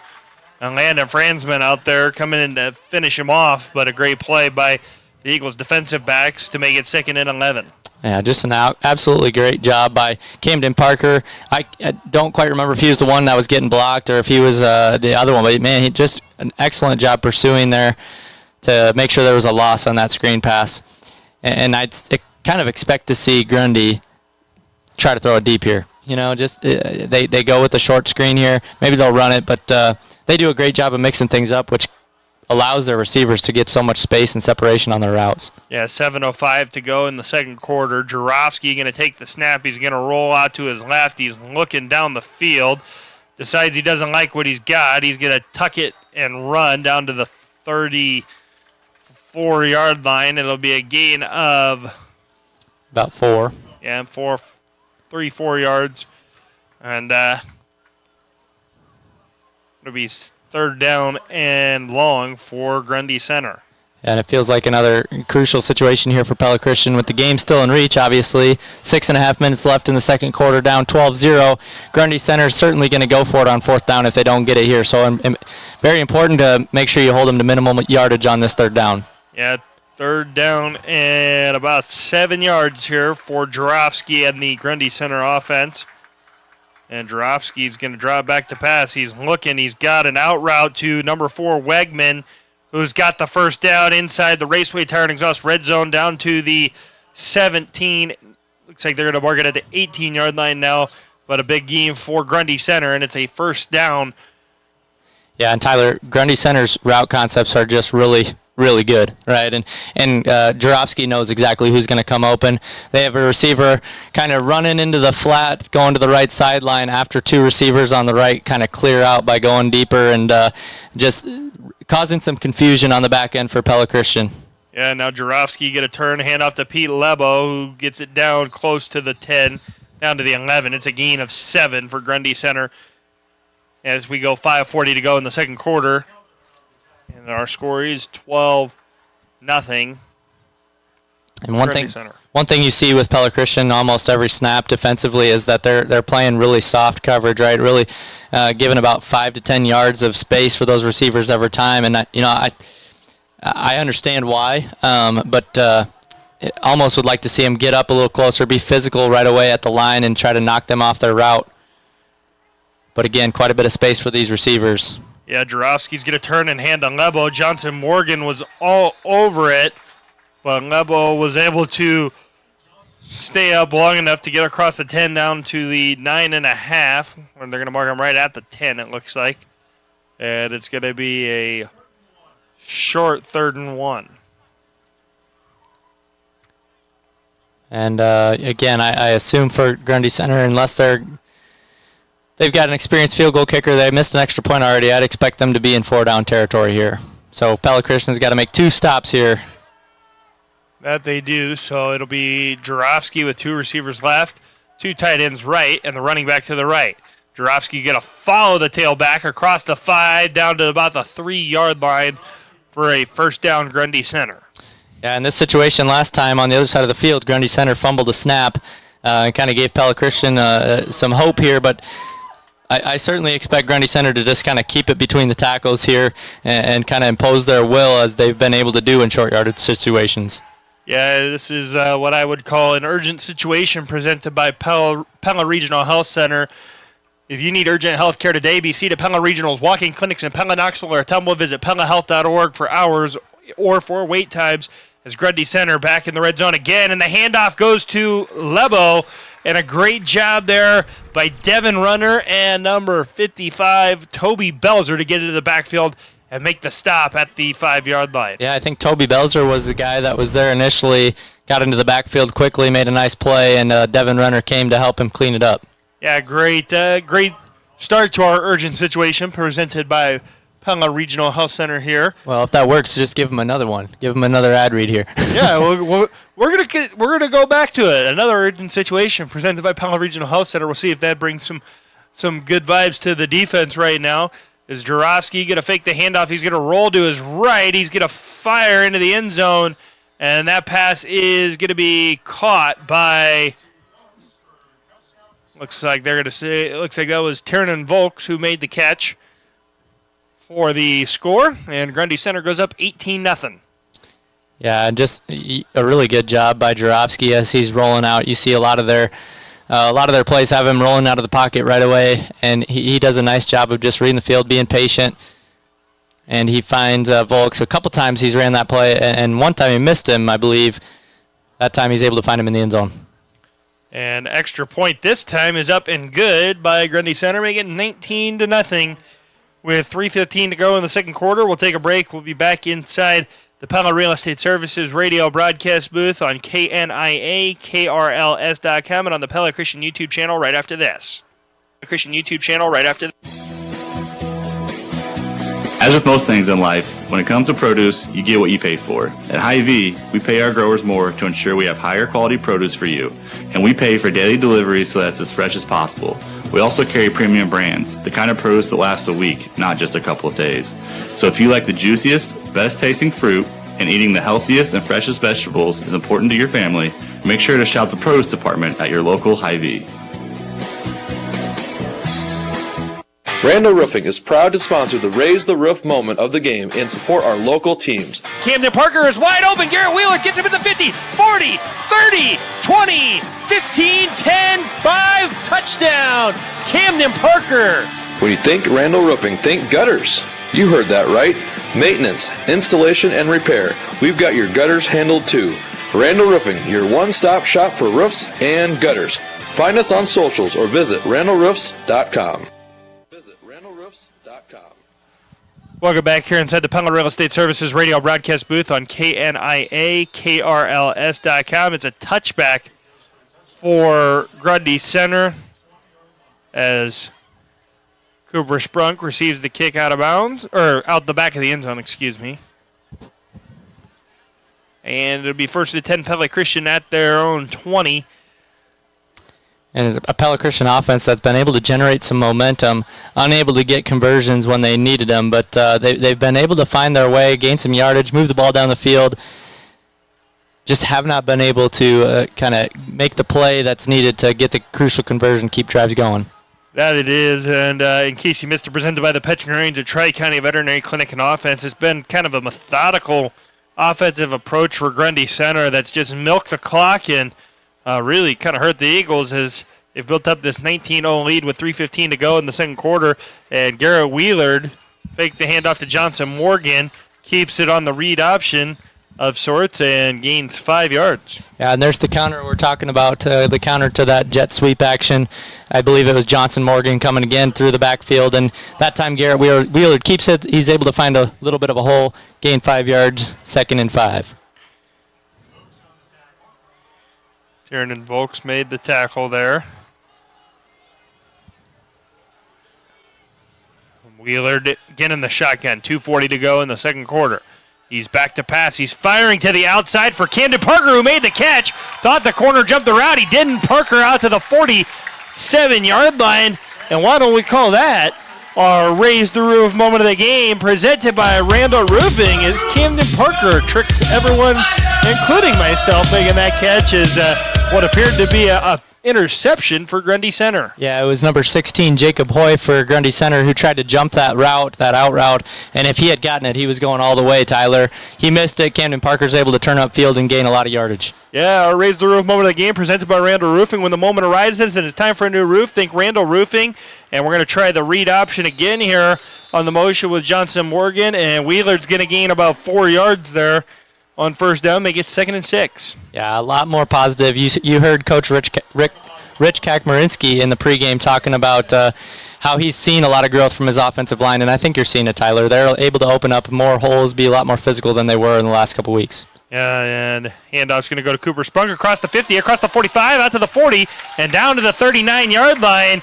Great little run there for Cooper Sprunk, and the Eagles got another first down. Yeah, and I think you got to keep going to the well, Tyler. Every time Cooper's touched the ball, going between the tackles, he is picking up 6, 7, 8+ yards. And I think you got to stay honest. You got to keep the defense honest, right? But I think a heavy dose of Cooper Sprunk is important for this offense. Yeah, it's a gain of 12 for Sprunk, and now Wheeler going to toss it out to Caleb Volk, and pass goes off the tips of his fingers, incomplete. Yeah, unfortunate that pass was just a bit wide. Caleb Volk had probably only going to catch it for 2 or 3 yards, so not too much hurt there for Pella Christian, but important to get themselves a chunk play here, a couple yards, few yards to get back into a third manageable situation again. Yeah, so 1:46 to go in the second quarter, and Pella Christian trailing Grundy Center 19-0. In case you missed it, presented by the Petchnerians at Tri-County Veterinary Clinic in Pella. They're the veterinarians. Garrett Wheeler, empty backfield. He's going to drop straight back to pass. He's looking down the field, and he's firing. He's got Caleb Volk over the middle, but Judd Jarofsky undercuts the route, and it's an interception for Wheeler. Yeah, and quite honestly, a little bit a break for Pella Christian that there wasn't a holding called on right away on the snap. I thought a right tackle probably got away with one there, but a little bit of a ball that's underthrown by Garrett Wheeler, and unfortunately that leads to a turnover. So the Grundy Center offense with 1:38, I believe they've only got one timeout. Nope, they've got 2. For some reason I was thinking they took 2, but they've got 2 timeouts, left for this drive. 1.5 minutes. We'll see if they open it up a little bit and try to get aggressive to try to punch it in the end zone one more time before half here. Yeah, so 1:38 to go in the second quarter. 1st and 10 at their own 22 for Grundy Center. Jed Jarofsky in the shotgun. He's going to take the snap. It's going to be low. He's going to fake the handoff, and now he's going to try to keep it, and he's going to get back to the original line of scrimmage for no gain. And now it'll be probably some hurry-up mode, I would think, from Grundy Center here. Yeah, they don't look like they're in a huge hurry. Yeah, they are not. Pella Christian's not going to call any timeouts. No, not at this moment. Yeah, Grundy Center's just going to milk it, I think. I'd be surprised. Maybe one shot here on 2nd down, Tyler, on 2nd and 10, but I think they're going to be content to just let this half run out. Yeah, I mean, they do have that 6'5" receiver in Tiernan Volks. I wouldn't have been shocked if they decided to go deep down the field to him. Nope, Jarofsky is back to pass. He's looking. He doesn't really have anyone, but he does find somebody at the last minute on the sideline, but they're going to say he was out of bounds. That was Braden Wallace. Yeah, line judge over there is immediately saying he was out of bounds. Looked like he may have caught it, but I think his knee was out of bounds when he caught it. So, honestly, a really mature play there by Jarofsky not to throw it deep because he had a receiver that had a chance, and I think you kind of saw he wanted to let it loose, but he made the wise decision to hold on to it. And if nothing else, live for a 3rd down in a situation where you don't need to score. Yeah, Holden Wycliffe comes on for the Pella Christian defense as they try to make it a 3-and-out here for Grundy Center. Jarofsky is going to be back to pass. He is looking, and he is just firing it deep for Tiernan Volks, who makes the catch. And he is going to walk into the end zone from the 10-yard line, made the catch at the 35, beats the Eagles defense for the 72-yard strike. Yeah, and that pass was on the money. That pass was absolutely on the money, and I was very wrong with what I thought Grundy Center was going to do there. Just a great ball by Jarofsky. And Tiernan Volks, man, he's shown he's quite the receiver. Those two have already had a great year, and they're going to continue to have a great year. Yeah, Tiernan Volks, I apologize. I had the yardage wrong. It was 78-yard touchdown there as they fire across the field there, and Volks got behind. I believe it was Nunakoven, and Grundy Center goes up 25-0. They get 26-0 on the extra point by Aiden Betts, and with 32 seconds to go in the second quarter, it's now Grundy Center 26, Pella Christian 0. Yeah, an unfortunate series there for Pella Christian. What seemed like after 1st down, Grundy Center with a quarterback run, I was almost certain they were just going to let the clock run out. But on 2nd and 3rd down, took shots down the field. On 3rd down, was able to make it pay, and a highlight play, I'd say. Just a kind of a post pattern down the middle of the field from Volks, and he was able to break one tackle, and that was it. That it was. So Pella Christian going to be back to return the kick with 32 seconds to go. We're going to see what happens there. Do have some Pingles Home Store Instant Radio updates. Pella leads Indianola 12-0 at halftime, and Norwalk and Newton are two area teams playing there. That's why I got mixed up. I started to call one the other, thinking that it was a mix-up, and it doesn't really matter. They're tied at 7s now with 3:28 to go in the first quarter. As we look at our Marion County Bank radio scoreboard, no scoring updates yet from Knoxville and South Tama. Norwalk and Newton again tied 7-7 in the first quarter. Pella and Indianola, it's 12-0 in favor of the Dutch across town at halftime. And our score is Grundy Center up 26-0 with 32 seconds to go before halftime. And that is our Marion County Bank radio scoreboard. Marion County's financial leaders, Marion County Bank, with offices in Pella, Knoxville, and Milcher Dallas, are serving you and building community across the county. Cooper Sprunk. It's going to be a block in the back. Yeah, gets the ball out across the 30, but don't know if that was Caleb Volk or Theo Hugan, one of the two, with the block in the back. It was Landon Nunakoven, actually, right here on the sideline. Okay, I was going to say, there was 3 guys kind of in that vicinity. It looked like there was 2 that were closer to where that flag was, but I also was trying to watch the return and kind of missed that, so I appreciate the assist, Coach Fowdy. It wasn't long ago I was making those block in the back calls on kick returns. It seems like 50% of kick returns there's a block in the back, and unfortunately for Pella Christian, I saw it coming because all your blockers were just a little bit late reacting, get into their spots, and by the time they turn around, Grundy center's just all over them, and so you have no choice but to try to get a piece of them when it's too late, and that's kind of what leads to the block in the back. And so Pella Christian certainly probably just going to kneel it out here, let it get to half, and try to make some adjustments at halftime. Yeah, they'll probably actually run the ball with Cooper Sprunk here once first just to give themselves a little bit of space, and that's exactly what they're going to do. They're going to hand it off and move forward to the 8-yard line. Started at the 7 due to the penalty. And Grundy Center is going to let Pella Christian run the clock out. That will be the half. Pella Christian trails 26-0 at halftime against Grundy Center. We will have the Central Time Auto Radio halftime show coming up when we come back here inside the Pella Real Estate Services radio broadcast booth at KNIAKRLS.com and on the Pella Christian YouTube channel. As the leaves fall and temperatures drop, make sure your home stays cozy with Vanderlinden Services, your York certified dealer. Our expert technicians ensure your furnace is ready for winter's chill. Schedule a tune-up today and enjoy peace of mind all season long. Call me, Austin Vanderlinden, at 641-780-0193 to schedule an appointment, or visit vanderlindenservices.com. Stay warm with York. Stay confident with Vanderlinden Services. The best for the job. Look at me, I'm a superhero. And I'm building a fort. If your furniture is getting a workout, it's time to visit Pingle's Home Store in Pella. They've got durable, stylish furniture that stands up to all the fun your kids can dish out. We love Pingles. Come to Pingle's Home Store today and find the perfect furniture for your family. Pingle's Home Store. Real people, real service, real dependability. At Scooter's Coffee in Pella, fall flavors are in full swing. Stop by Scooter's for a caramel apple smoothie. Creamy, sweet, and oh so delicious. And don't forget your mini-me in the back seat. Treat them to the caramel apple little smiley smoothie. Or if you really need something with a kick, order a green apple infusion with the perfect mix of tart and tangy. Hurry in today to Scooter's Coffee in Pella, where fall is in full flavor. Scooter's Coffee. Amazing drinks, amazing people, amazingly fast. At our Two Rivers Cooperative Cartwheel Station in Pella, we have more fuel choices than ever before. Our standard gas dispensers offer Unleaded Plus, Unleaded 88, E85, and Premium Gas. And our diesel dispenser has 5 different selections available, including our 4 blends of Cenex biodiesel, which is manufactured domestically from vegetable oils. And if you're a Two Rivers local card user, you'll save 4 cents on every gallon every time you fill up. Thank you for supporting Pella's only locally owned gas station at Two Rivers Cooperative. Tri-County is Pella's oldest veterinary clinic. We've been at our North Main location since 1970, but we're also the newest. If you haven't been to our clinic in a while, you've got something to see.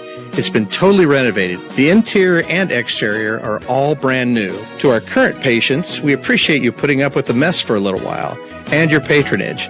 To future patients, come check us out. Tri-County Veterinary Clinic, where your pet's good health is our #1 concern. They take care of pets because they love them.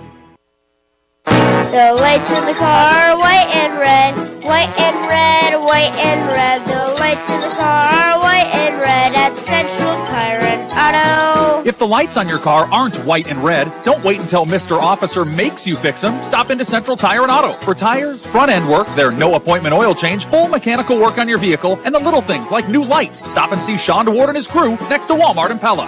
Sing along. Are you a Pella Cooperative Electric member? Grab your keys and head over to the co-op on Saturday, September 14th for our Member Appreciation Day drive-thru barbecue.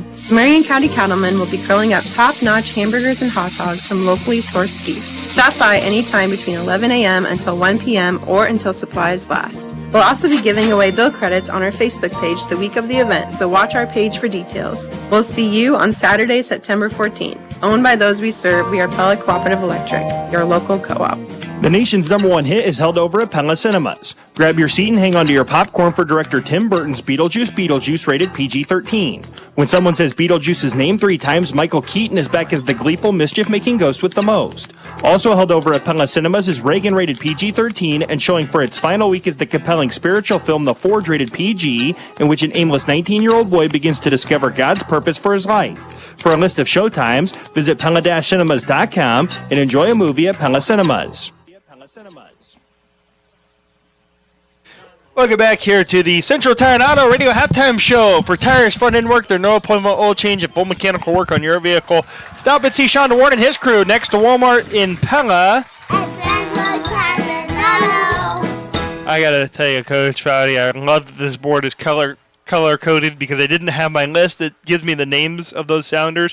I just remember the color of those buttons, and it's really nice to have that. And anyways, we're here in the Central Tire and Auto Radio Halftime Show where Grundy Center leads Pella Christian 26-0 at the intermission, and the Eagles just kind of struggling here offensively to finish some drives and struggling to finish drives on the defensive end of the field as well. Yeah, and it's really been on third down, right? I mean, Grundy Center has won on third down on both sides of the ball. Pella Christian has gotten themselves offensively into quite a few third down and short situations and hasn't been able to get that big first down they needed to keep the drive moving. On the flip side, Grundy Center on offense has been able to get third downs, and that last touchdown pass to Volks was a third down and long that he was able to connect, 78-yard touchdown pass. And I believe there's multiple other of their scores that came on third down, and they've been able to extend drives when it came down to those third down situations. So third downs are going to be crucial in any football game, but in this one it's turned out to be a crucial backbreaker for Pella Christian. Yeah, it's been a difference maker for Grundy Center in this one as we quickly have some Pingles Home Store Instant Radio updates.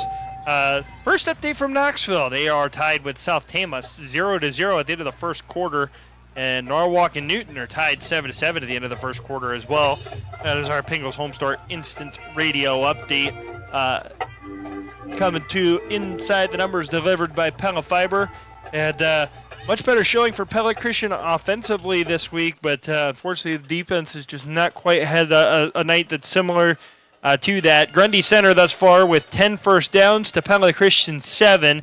Grundy Center also leading the rushing game with 112 yards on 20 carries. Pella Christian with 49 yards on 13 carries. Passing yards, Grundy Center has 161 to Pella Christian 67. Garrett Wheeler to 6 of 11 with the interception. Judd Jarofsky is 9 of 12 with the 3 touchdowns here in this one already as well. And Grundy Center held the ball for 15 minutes and 20 seconds in that first half. We noted the time of possession there. Pete Lebo, the leading runner for Grundy Center, 12 rushes for 74 yards. Cooper Sprunk leads the way for Pella Christian, 6 rushes for 36 yards. Again, we mentioned Jarofsky and Wheeler with those numbers. Caleb Volk does have 1 completion for 21 yards for Pella Christian in this one as well. And the interception by Jed Jarofsky was returned 8 yards. Those are Inside the Numbers delivered by Pella Fiber, where every home gets a gig. Join today at PellaFiber.com. Coach Fowdy, anything standing out to you from those numbers that we talked about here at the half? Well, I don't know necessarily about the numbers. What I'd say about Grundy Center's offense is they're extremely balanced, right? I mean, they run the ball effectively on early downs, and then when you think they're going to run the ball on an early down, they'll fake it, go to that RPO look and roll out and hit somebody in a flat, and they're able to manipulate the linebackers with their balance, really is what they're doing, and that's why you see so many wide receivers. And give Jarofsky credit, he's a good quarterback, but he's also had some pretty easy throws tonight. I mean, he's got open receivers with nobody anywhere near him, and so it's just been a challenge for Pella Christian to stop the run, and then when you can't stop the run, it opens up every other aspect of the offense. Yeah, that it does. That is Inside the Numbers delivered by Pella Fiber. Once a gig, where every home gets a gig. Join the day at PellaFiber.com. Our second half adjustments presented by DeYoung Door Service. I think the adjustment here is pretty simple, in my opinion, if you ask me, Coach Fowdy, as the Eagles' defense has got to find a way to get off the field. I mean, we saw the offense had some momentum. They lost a little bit of that momentum early when they didn't get the first down on that fourth down of the game, and Grundy Center went down on their second drive, made it a 12-0 ball game. But I think it's got to come down to the defense. I mean, there's been too many drives this year where you might get to a third down situation, and the mentality of bend, don't break is great when you get to the goal line, but right now the Eagles' defense is bending way too much, and eventually, there's only so far you could bend that you ultimately break, and they've just been doing that tonight. They got to find a way to get off the field without giving up points on one of these drives. They certainly do, and when as a as a defense, when you're not getting stops, your offense isn't converting on third downs. And then the defense goes right back out there, and it gets extremely difficult. And so all it takes in a game of football is a couple momentum plays, a couple big offensive plays, a big defensive stop to kind of get the tide turned. And for a while in this first half, it really was a close contest, within reach for Pella Christian. Unfortunately, they kind of let it slip away, and that last touchdown going into halftime for Grundy Center kind of made it feel like this game is a bit out of reach for Pella Christian. But they'll get the ball to start the second half. We'll see if that offense that's had some momentum today is able to break through for their first score. Absolutely. That is second half adjustments presented by DeYoung Door Service. If it's time for a new garage door for your home or business, stop to the new showroom at 908 Roosevelt Road, just west of Pella Christian High School, to visit. We're the gurus of garage doors, DeYoung Door Service in Pella. All right, go visit the gurus of garage doors here as we're in the Central Tire and Auto Radio halftime show, where you're listening to Pella Christian football powered by Bank Iowa on KNIA, KRLS.com, and on the Pella Christian YouTube channel. Everyone has a goal, an inspiration, a reason for being, whatever that is for you. Bank Iowa says, let's make it happen. Let's make it happen. And Coach Fowdy, I don't normally do this at halftime, but I'm going to do it tonight because he had a pretty good first half on the offensive end. I'm going to go with Who's Always Open, presented by Anytime Fitness, and I think he's always been open both on the offensive and defensive side of the field. 2 weeks in a row now. Camden Parker has been playing really well. He's been open this week, 2 for 2 for the 12-yard. One of those was he had a 21-yard completion in there, I believe, as well. So I have that wrong. But Camden Parker, 3 catches for 31 yards tonight. Second week in a row, he's going to lead the team in yards, I believe it is, and he had the 1 touchdown last week. He's picked up right where he left off, and he's done a great job at corner tonight, too. Yeah, and I think the thing that I've been most impressed with Camden is his tackling in open space. I mean, he's had the challenge of having to defend some of those screen plays out near the sidelines, and he's done a great job just breaking down, making good form tackles, and getting their receivers on the ground before they're able to break out and gain some extra yardage. So, really impressed all around with Camden Parker. And obviously, we haven't gotten to see it a whole lot yet this year, but we know he can kick the ball pretty well, too. Yeah, that he can. That is, again, Who's Always Open, presented by Anytime Fitness, the 24/7 gym that fits your lifestyle, your fitness, your way. Anytime Fitness. We'll be back with more of the Central Tire and Auto Radio halftime show right after this on KNIA, KRLS.com. We're going to give some props to some other programs around Pella Christian, just kind of run through the week in case you missed it, presented by the veterinarians at Tri-County Veterinary Clinic when we return to the Central Tire and Auto Radio halftime show. Again, it's Grundy Center 26, Pella Christian 0 at the half. Step back in time and savor the history at Elmhurst Grill, located on the grounds of the former Elmhurst Country Club, established in 1928. Elmhurst Grill honors the legacy of this beautiful and historic location overlooking a stunning 18-hole golf course. Indulge in their chef's specials like jumbo chicken wings, filet mignon, steak Caesar salad, Elmhurst burger, and crab ragoon. Stop in and see us at 2214 South 11th Street in Oskaloosa and experience the charm and elegance of Elmhurst Grill, where history meets great taste. We're ready to kick off truck season with huge savings happening now at Pella Motors. Over $11,000 off a new 2024 Chevy Silverado 1500. Receive $10,000 off a brand new Ram 1500. Or take advantage of 5.9% financing for up to 84 months on new 2024 GMC Sierras. Find your perfect truck this season because at Pella Motors, we're dealing. Stop in or see us online at PellaMotors.com. If you spent all last winter thinking, we should have called Van Haften's. Then listen up. Van Haften Plumbing and Heating and Lennox have 2 great rebate offers just in time for another cold Iowa winter. You can choose up to $1,500 in rebates on a qualifying new Lennox home comfort system, or get up to $1,200 in rebates plus no payments and no interest for 12 months when you're approved for financing. This offer is available beginning September 16th, so call now to get on the schedule. As always, you'll rest easy when you pick up the phone and hear Van Haften. At Marion County Bank, we love the communities we serve. In fact, it's why we do what we do. From the report card program that gives back to the school of your choice, to all the community events, sponsorships, and donations we are proud to be a part of. From the volunteer efforts of our staff, to partnering in the success story of your business, farming operation, or personal financial journey. We go beyond banking. We share in the life of the community. Marion County Bank, serving you, building community. Member FDIC.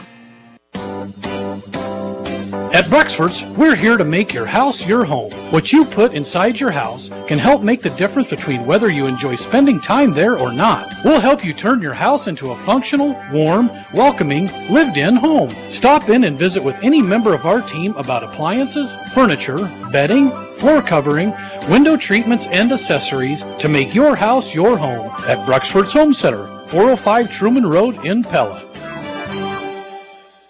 Pella Corporation values teamwork. That's why they proudly salute adults who coach and mentor area youngsters. By helping others, they're building character and building their leadership skills in the process. And they're helping area youth experience the importance of teamwork. So whether you're coaching kids on a team, chaperoning them on a trip, or encouraging them to pursue their musical, artistic, or athletic talents, we thank those who share their talents with area young people. The Pella Windows and Doors team thanks you for your role in helping area youth build lifelong skills, interests, and values. Hi, this is Mike at Langstrad Auto Body. It's deer season again, and I know from experience that whether you're in your car or in the timber, there's one out there with your name on it. They always say if a deer jumps out in front of you, aim right at it. The good and bad of that is that some of you will be visiting your local meat locker, and the rest will be visiting us at Langstrad Auto Body. Whether it's a deer or some unfortunate accident, you know that Langstrad Auto Body is there for you with a lifetime written warranty and satisfaction 100% guaranteed. Langstrad Auto Body, where you don't have to look for a quality repair. Who's always open? Anytime Fitness. For the last 16 years, Anytime Fitness has been open 24 hours a day, every day of the year. Our award-winning gym allows you to work out on your schedule. With state-of-the-art equipment, expert trainers, a welcoming community, and the convenience of around-the-clock access, you're sure to find a fitness home with us. It's your fitness, done your way, at Anytime Fitness in Pella.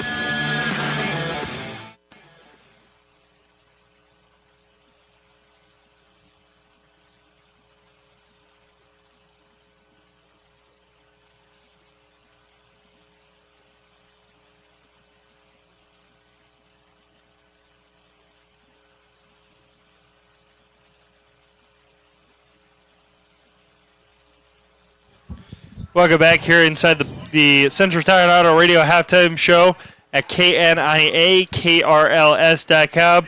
Doing some senior night festivities for the cross country program, who they had their own meet in the Tulip City last Saturday. They ran at the Pella Dutch Invitational over at Central College. I believe it was the boys program taking 5th and the girls program taking 4th in that meet. No, I take that back. It was 5th and 6th. The girls were 5th. The boys were 6th, I think it was, over there for Pella Christian.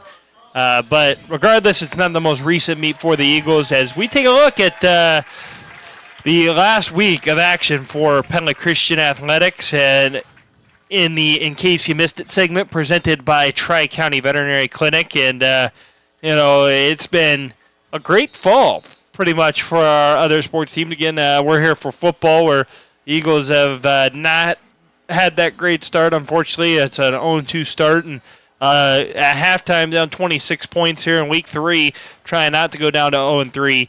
Meanwhile, the cross-country programs, you're going to look at you might look at the recap of last night's game on our website and see 10th and 13th place finishes. 10th place for the boys and the 13th place finish for the girls last night. Once you do a little bit of digging into that, you'll kind of understand that a little bit better. The girls' race yesterday, I believe it was an 18-team field, and 12 of those teams were in the rankings between Class 3A, 2A, and 1A there. The Eagles were just one of those teams that were already ranked. So, really good finish there for the girls' program. There are 7 ranked boys teams, lots of 3A competition up there at Gilbert and at the Iowa State cross-country course, and Eagles are really excited. Talking to Coach Bouquet earlier today, he was talking about how they've got 8 girls currently that are where their number 3 runner was a year ago, and so he's really excited about where this cross country program is. And I know you work with Mike pretty closely, so I'll let you kind of touch on what you know about the cross country team. But they look really strong. They look poised to make some noise come the state qualifying meet here just across the street over at the Pella Sports Park. Yeah, well, I'll tell you what.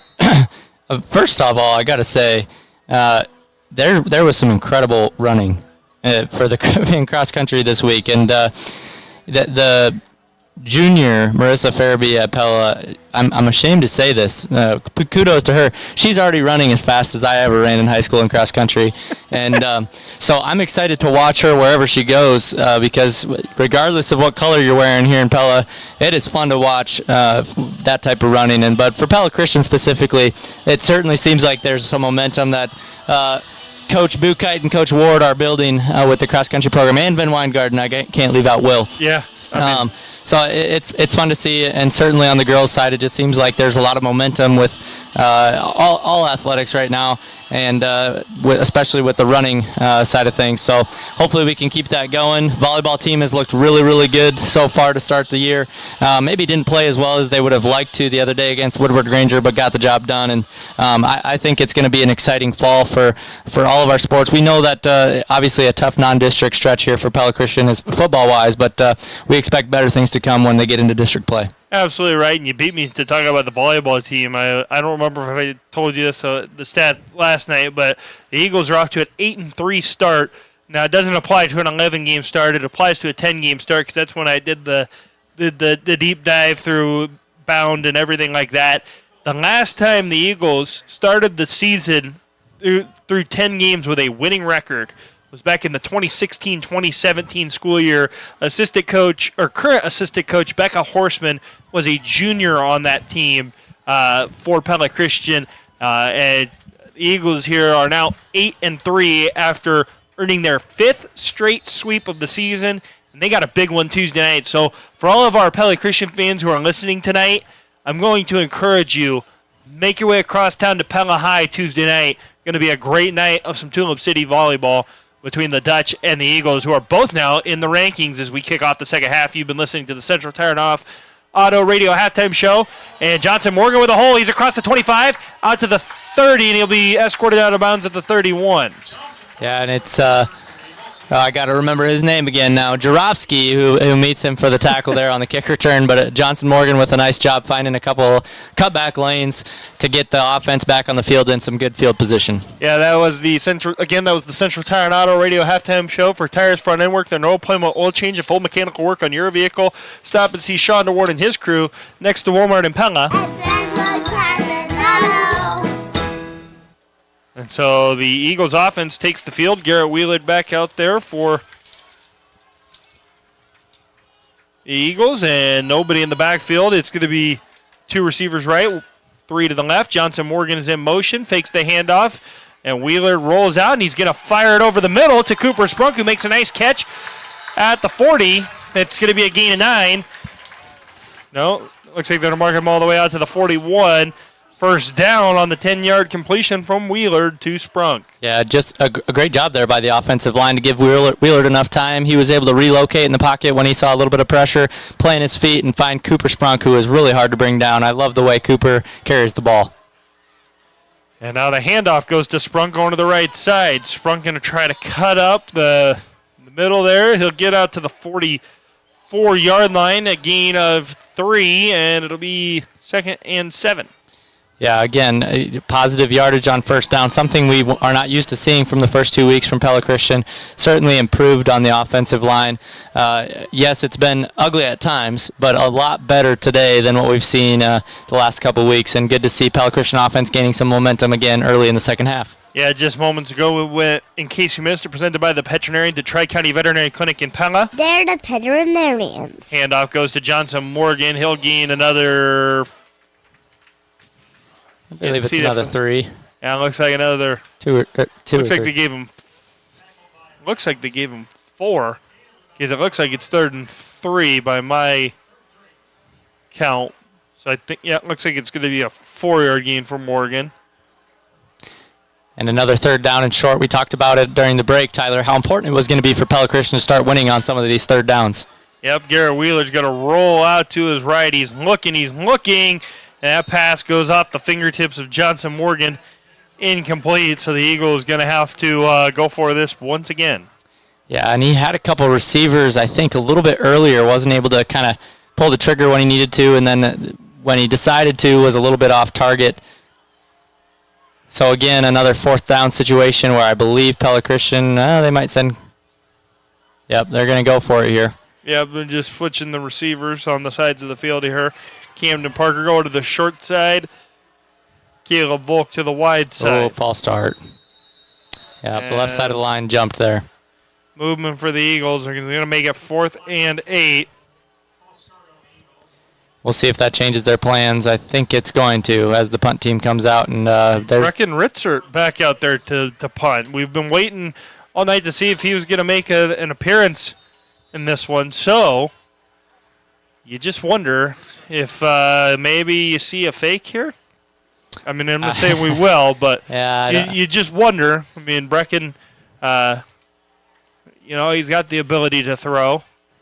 I wouldn't bet on that one.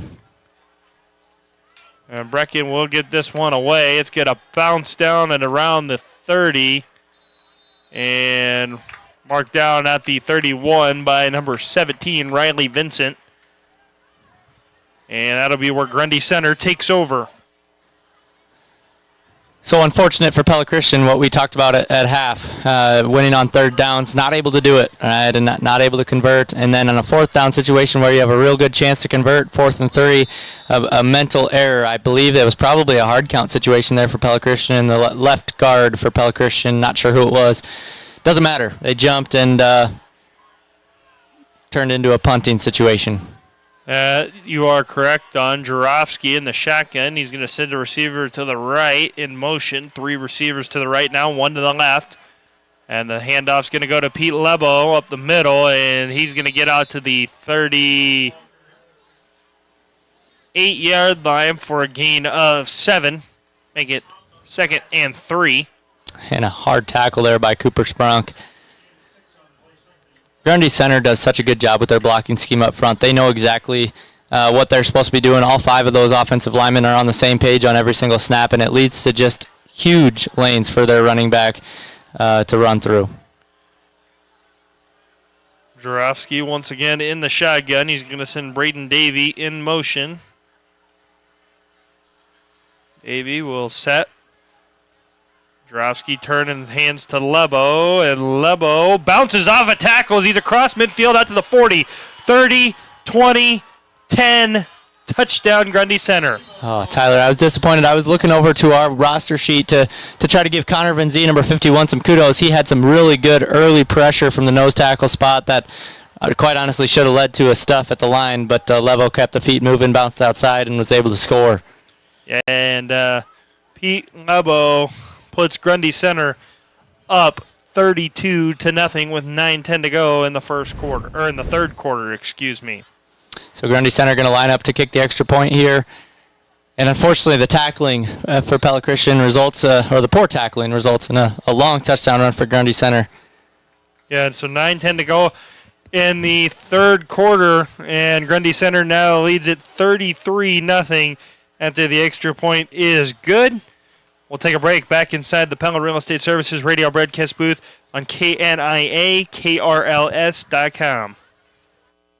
Randall Roofing is proud to sponsor the Raise the Roof moment of the game and support our local teams. Camden Parker is wide open. Garrett Wheeler gets him at the 50, 40, 30, 20, 15, 10, 5, touchdown. Camden Parker. When you think Randall Roofing, think gutters. You heard that right. Maintenance, installation, and repair. We've got your gutters handled too. Randall Roofing, your one-stop shop for roofs and gutters. Find us on socials or visit randallroofs.com.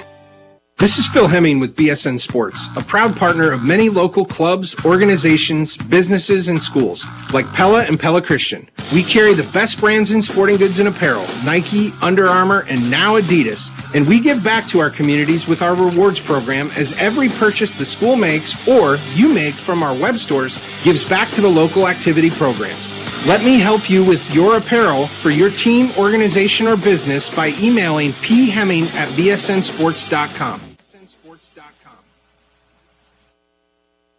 Welcome back here inside the Pella Real Estate Services radio broadcast booth on KNIA-KRLS.com. Jed Jarofsky going to kick off once again with 9:10 to go in the third quarter, and it's a liner that Johnson Morgan will pick up. He's looking for anywhere to go. Nowhere to go.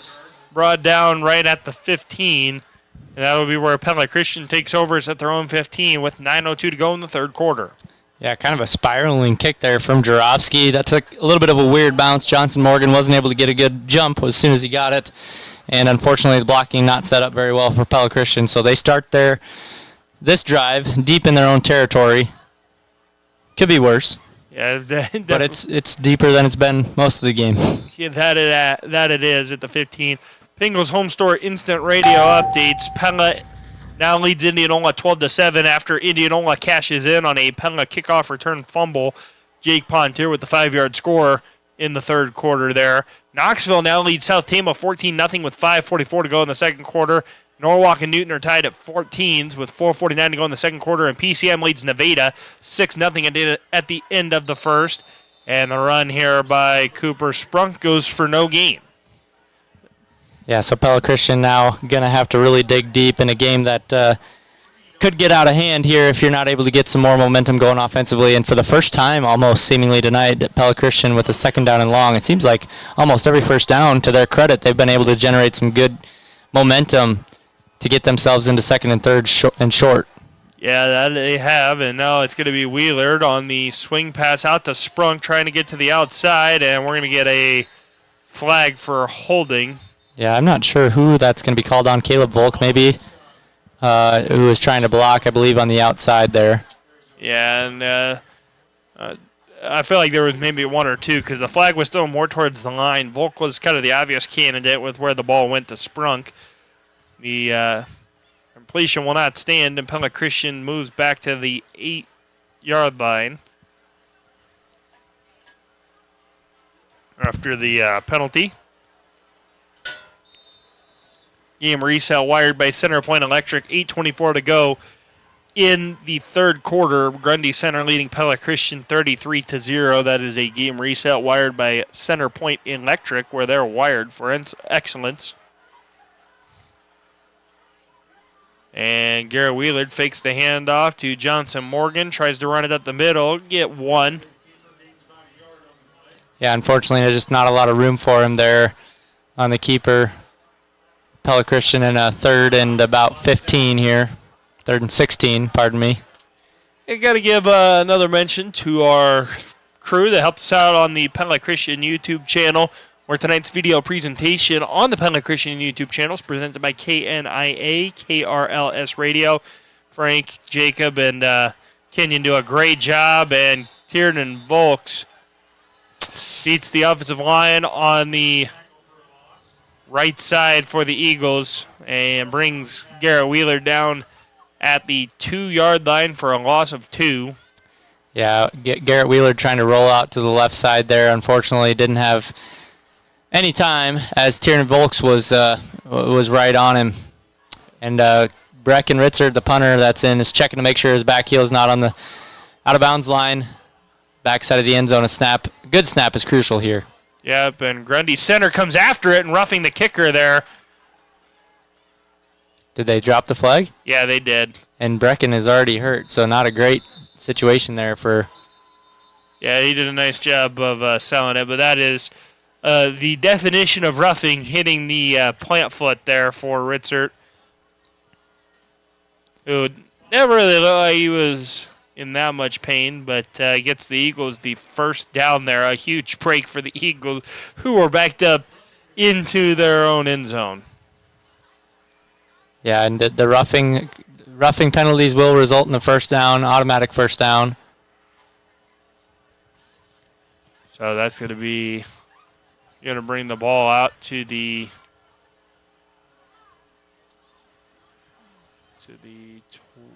18-yard line, where they're going to mark it.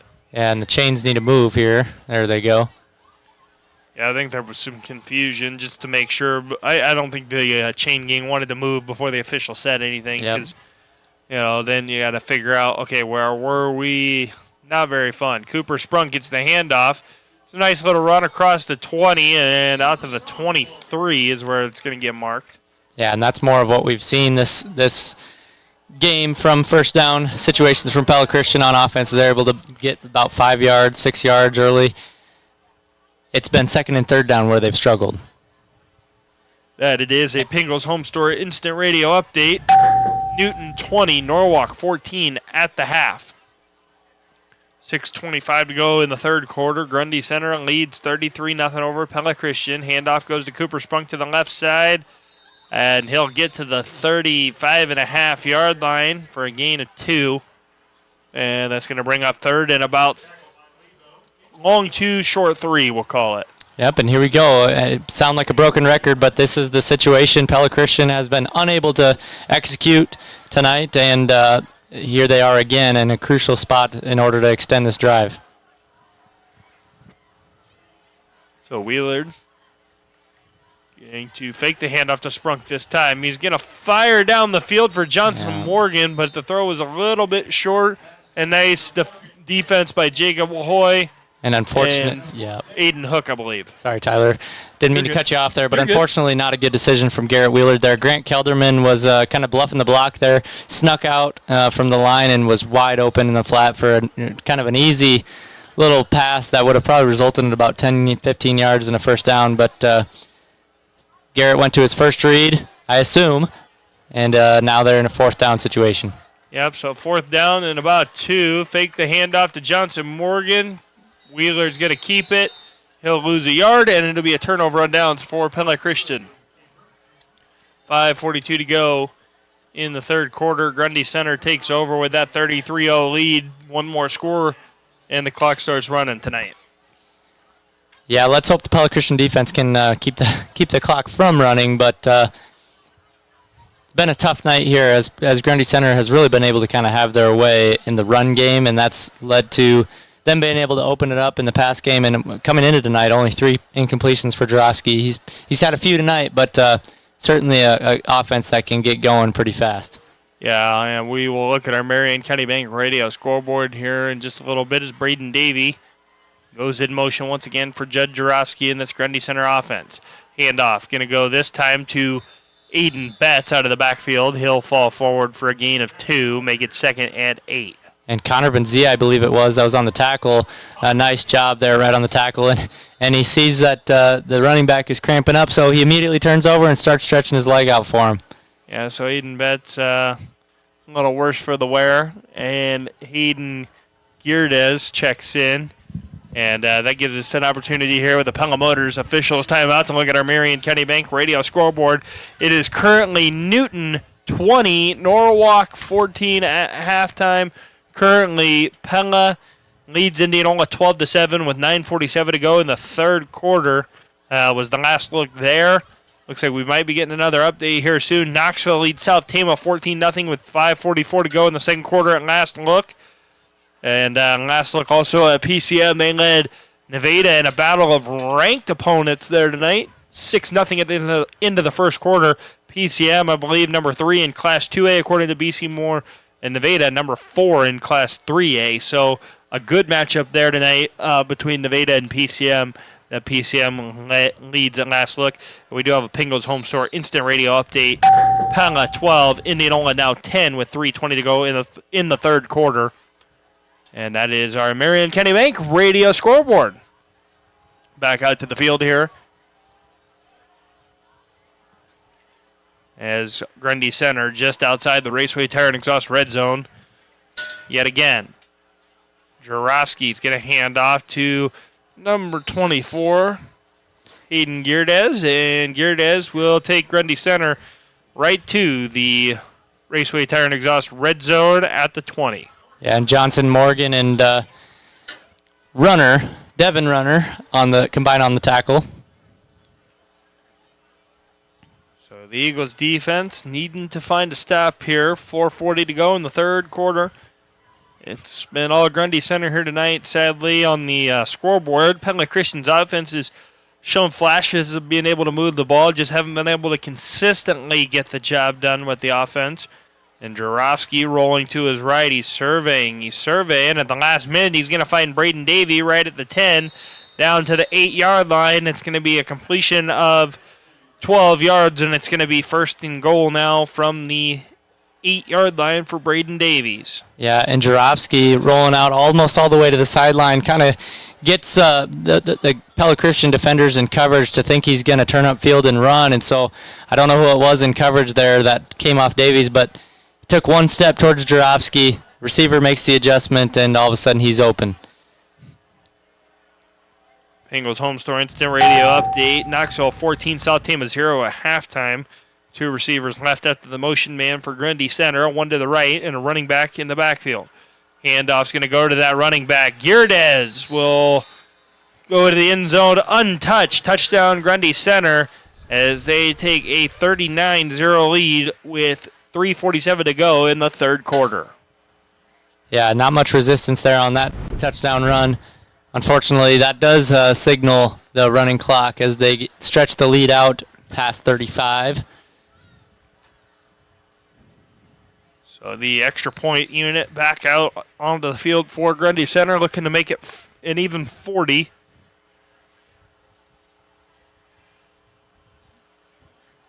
And the extra point is up, and it is good. Grundy Center now leads 40-0 over Pella Christian here with 3:47 to go in the third quarter. Back inside the Pella Real Estate Services radio broadcast booth right after this on KNIA-KRLS.com and on the Pella Christian YouTube channel. Knock, knock. Who's there? Certain who? Certainly. If you're going to get new shingles, you're going to get CertainTeed shingles from Dutch Mill Supply in Pella. CertainTeed Roofing offers a wide array of residential roofing shingle options, with profiles as beautiful as they are durable. Dutch Mill Supply, located in Pella, is your only locally owned, one-stop, full-service lumberyard and building material supplier. My name is Joshua Payne. My staff and I are here daily for professional service from the guy next door. Our product line is diverse, and we'll get you what you need quickly and at a competitive price. Whether you're expanding your operation to meet growing demand, investing in new technologies to maximize your yields, or simply safeguarding your farm for future generations, Bank Iowa can help you take the next step towards solidifying your operation's continued success. So anything you can imagine, let's make it happen. Bank Iowa, member FDIC, equal housing lender. Welcome back here inside the Pella Real Estate Services radio broadcast booth on KNIA-KRLS.com. Pella Christian now trails 40-0 after the touchdown by Grundy Center. And it's another touchback for Jarofsky. And Pella Christian will take over at the 20. And Pingo's Home Stores instant radio update. Was looking at the wrong update there. It was Montezuma over Melcher Dallas 76-0 at the end of the third quarter. And then Pella just took an 18-10 lead over Indianola with 3:13 to go in the third quarter on a 70-yard touchdown run from Emmanuel Deers, who just scored his third touchdown of the night of over 50 yards. Yeah, I got the opportunity to coach Emmanuel Deers in basketball his freshman year, and that that kid is high energy. He is fast, and obviously on the football field, he's just excellent. And he is. Garrett Wheeler back to pass. He was alone in the backfield. He's looking for Caleb Volk, and he underthrew him. Yeah, unfortunately just underthrown. I think for Garrett, a little bit tough to feel confident enough to really plant that back foot and step into the throw, as most of the times he's dropping back, he's having he's got pass rushers in his face. That time he actually did have a clean backfield. That he did. So here with 3:20 to go, and the clock is now running. Took a momentary pause as it skipped over 3:19 out there, but we're now at the 3:10 mark. Clock is running. Handoff's going to go to Cooper Sprunk on the motion. He'll fight his way up to the 27 or 28-yard line. We've got conflicting reports from the side judges. Close one, it looks like he's at the 27. The far one looks like he's at the 28. And it looks like they marked the 28-yard line. Made it 3rd and 2 after the gain of 8 for Sprunk. Another third down and short. The number of third down and 2 or 3 for Pella Christian tonight has just been remarkable. And Wheeler in motion. He's going to hand to Sprunk the other direction. Sprunk going to carry a defender, but he's going to fumble the football right at the 30, and Grundy center falls on it. Yeah, and I was about to say Pella Christian finally converted on a third down. Unfortunately, the fumble comes at the end of the play. Grundy center falls on it. Now they've got their ball in Pella Christian territory. Clock is running, about to go under 2 minutes.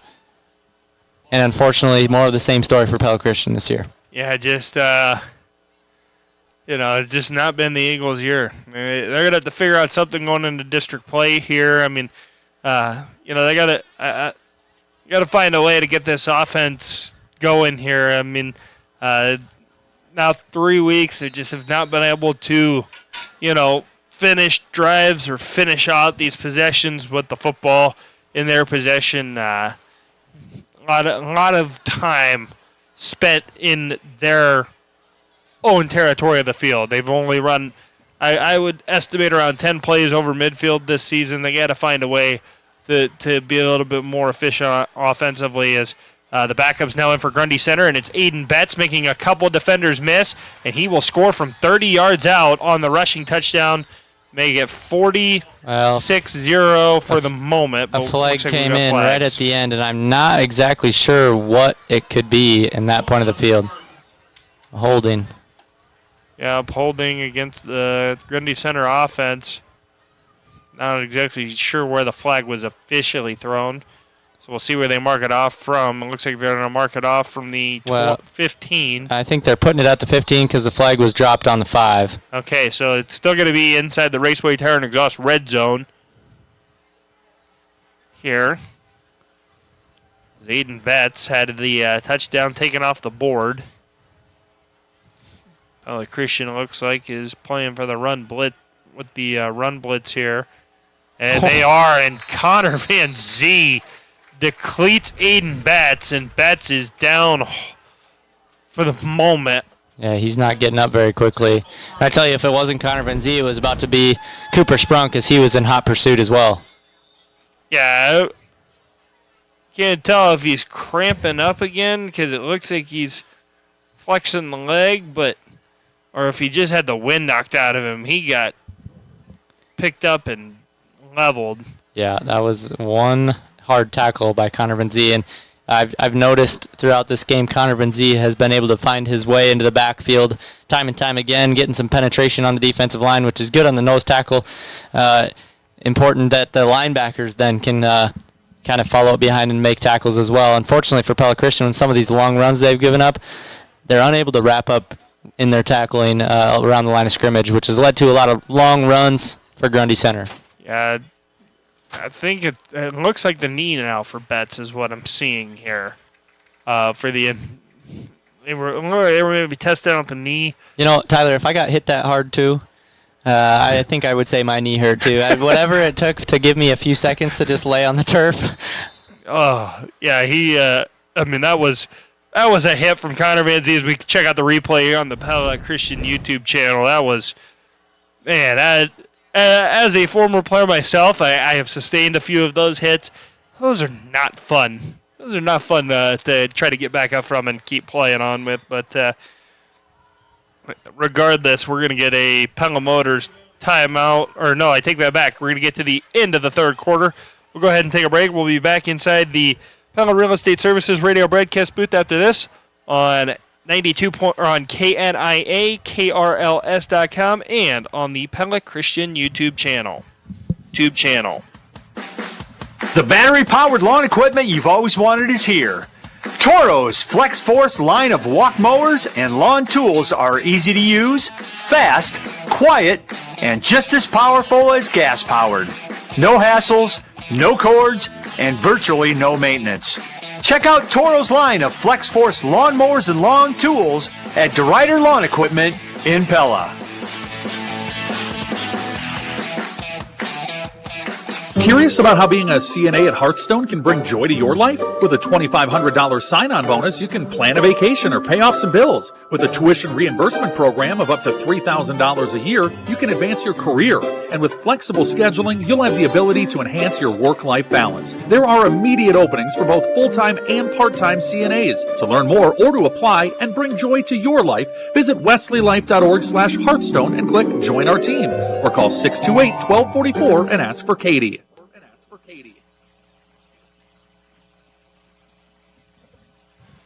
Welcome back here inside the Pella Real Estate Services radio broadcast booth on KNIA, KRLS.com. Started the fourth quarter, and the second down run. Not much of a gain there for the Spartans with their new running back, which I believe was number 19 out there for... No, it was not. I take that back. I'll get you the correct number here in a second. Was in the break when they started that play, so did not catch the running back's number there. It was number 24, Hayden Geardes. Should have remembered that from the last drive, but he scored to make it 40-0. And back to pass is the new quarterback, Braden Wallace. He's going to throw it up, and Camden Parker with the interception at around the 5, and he'll get it out to the 10. And a great play for the Eagles defense. Give it a Randall Roofing right through a moment of the game with Camden Parker coming up with the defensive stop for the Eagles here to start up the fourth quarter with 10:55 to go in the fourth. Yeah, Camden had kind of sat on that route, and that ball thrown up for grabs. Camden just kind of sized it up the whole way to him. Unfortunately, was unable to break the tackle that came right away, only able to get 5 yards on the return. So Pella Christian will start this drive deep in their own territory, but we'll see if this offense can get things generated here late in this game. Yeah, see if they can't find a way to get on the scoreboard here, find some points.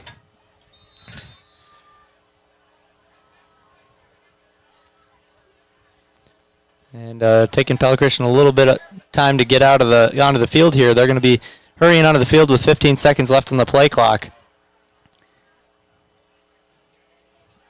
And 10 seconds left on the play clock. They're still not all the way out there. We might have to be using a timeout here. Yeah, we'll see what the Eagles decide to do. Garrett Wheeler will snap the ball with Johnson Morgan in motion. Wheeler's going to keep it up the middle, and he took a nice little pop there. Good to see him pop right back up with 9:50 to go in the fourth quarter after a gain of 4. Not a whole lot of room there for Garrett Wheeler. He did good to get 4 yards out of that run. As we mentioned, 4-yard run for Wheeler.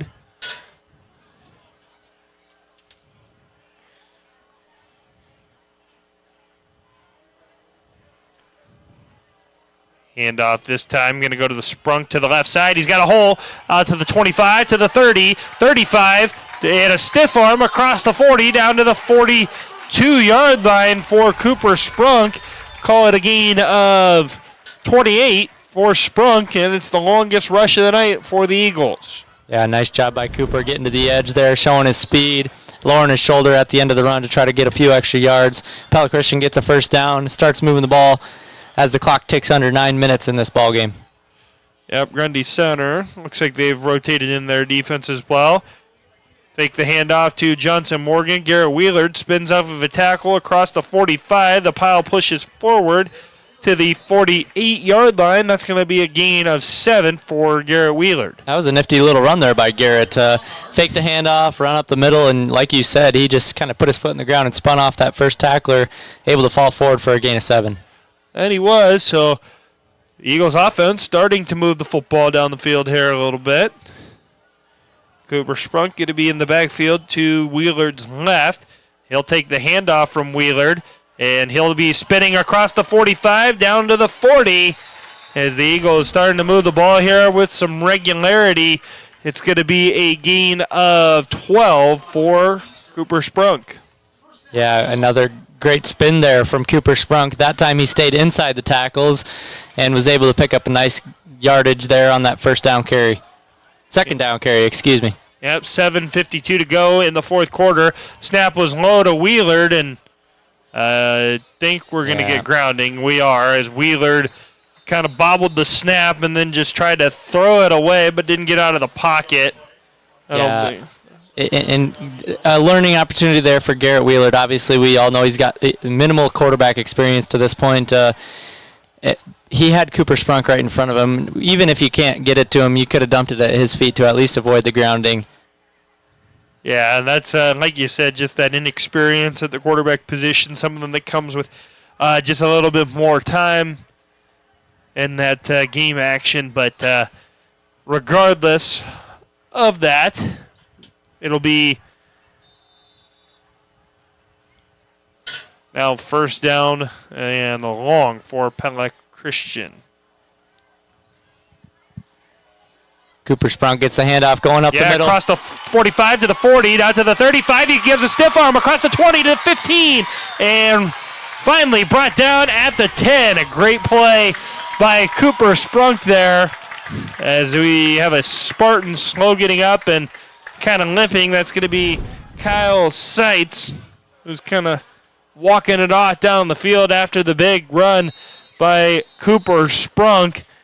That breaks for,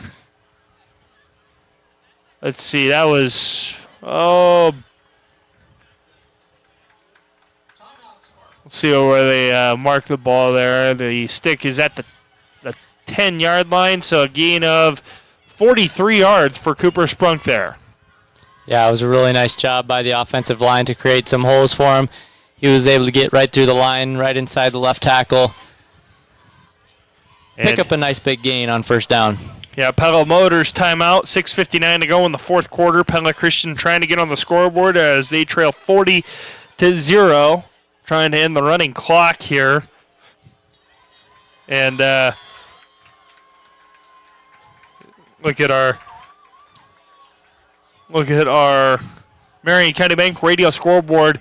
What we've got thus far is Pella Christian trailing Grundy Center 40 to nothing midway through the fourth quarter as they retake the field. Pella leading Indianola 18-10. Handoff goes to Cooper Sprunk, and Cooper Sprunk finds pay dirt for a Randall Roofing raise the roof moment of the game. Once again, when the moment arises and it's time for a new roof, think Randall Roofing, first touchdown of the season for Cooper Sprunk. Yeah, Cooper did a really nice job of being patient behind the line, letting blocks develop, and then finding a cutback lane, was able to punch his way into the end zone. Pella Christian gets on the board, and they stop that running clock. Good sign for Pella Christian. And honestly, we talked about the momentum this Pella Christian offense was able to generate all night long. Unfortunately, unable to convert in third down situations tonight for the majority of the night. On this drive, they're able to do it. I don't know if they even had a third down, to be quite honest with you, and they find their way into the end zone. Yep, Camden Parker is out to attempt the extra point, and we've got flags. Some type of issue right at the snap. I wonder if one of the Grundy Center linemen was lined up offside. It looks like that was the case. Yeah, encroachment is the call, so Eagles will get another shot to make it 40-7. Parker's kick was going to be up and good, but it doesn't matter because the penalty. I'm sure he's just breathing a deep sigh of relief that he gets to kick it from a yard closer. Yeah. Yard and a half. Oh, yeah. Snap was a little bit higher this time. Volk got the snap down, and it's good. Camden Parker puts the extra point up in to cap off the touchdown run from Cooper Sprunk, and it's 40-7. Pella Christian trailing Grundy Center. We will go continue our Marion County Bank radio scoreboard as we were interrupted by one of the best plays of the year for Pella Christian getting on the scoreboard thus far. And our Marion County Bank radio scoreboard in the fourth quarter, Pella leading Indianola 18-10, and Pella getting an interception of the Indians in the end zone there in the fourth quarter to help their cause out there. Again, Pella Christian trailing Grundy Center 40-7 with 6:54 to go in the fourth quarter. PCM leads Nevada 12-0 at the half. We also have Knoxville leading South Tama 14-0 at halftime, and Newton leading Norwalk 20-14 at the half as well. That is our Marion County Bank radio scoreboard. Also, Montezuma leading Melcher Dallas 76-0 at the end of the third quarter. Camden Parker out to kick it off. That is our Marion County Bank radio scoreboard. In case you missed it, presented by the veterinarian, the Tri-County Veterinary Clinic in Pella. Grundy Center was out to that 40-0 lead, but Pella Christian puts touchdown number 2 on the board for the season as Cooper Sprunk finds pay dirt for the Eagles from 10 yards out. That's in case you missed it, presented by the veterinarians at Tri-County Veterinary Clinic in Pella. They're the veterinarian. I tricked you there. I thought I was done, and then I was like, wait a second, I have something more I'm supposed to say to that. So you are free to throw in your statement there because I didn't mean to cut you off. Well, it's good to see Camden Parker get a chance to kick the ball. Unfortunately, that kickoff goes out of bounds, but his extra point just looks so good. Hopefully, in the weeks to come for Pella Christian, you and I will get to see Camden Parker attempt some field goals. Yeah, those PATs have been really nice, but unfortunately, the kick out of bounds is going to put Grundy Center all the way up to the 35 to start off this drive. And again, that was an unfortunate break for the Eagles, who are now going to start to rotate some guys of their own, it looks like, into the game. And it's time for a game reset wired by Centerpoint Electric. 6:54 to go in the fourth quarter. Grundy Center leads 40-7 over Pella Christian, and that is a game reset wired by Centerpoint Electric, where they are wired for excellence. Snap is going to go high to Ethan Meester, who will fall on it back at the 21-yard line for a loss of 14. Yeah, just like you said, a snap that went right over Meester's head. He did well just to get on it quickly to avoid more of a catastrophe for Grundy Center's offense. Things just got interesting in our latest Pingles Home Store Instant Radio update. Pella 18, Indianola 16, 51 to go in the fourth quarter. 2-point conversion for Indianola was no good. Wow. So 6 minutes, 6:50 to go in that game, and things are tight over there as Meester back in the shotgun again for Grundy Center. He's going to turn, and he's going to hand off to Girdez, who will be taken down after a gain of nothing. So 6 minutes to go in the third quarter, and Grundy Center trying to put the finishing touches on a victory here on Eagle Lane.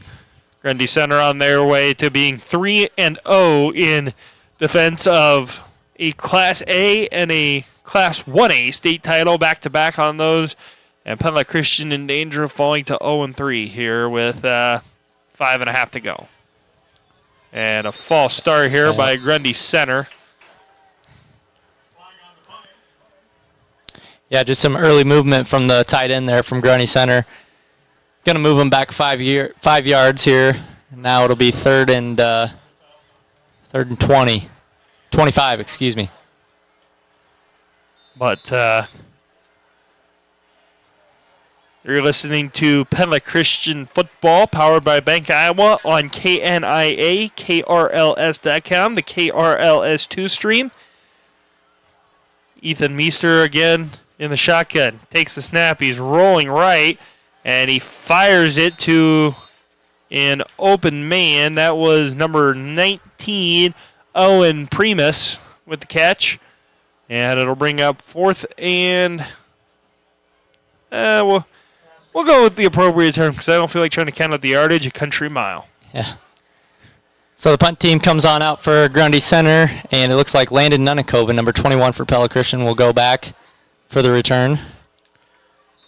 That he will, and instead we're going to get a Pella Motors timeout by Grundy Center, who I don't believe had enough guys on the field because they're trying to get a kid on the field right now.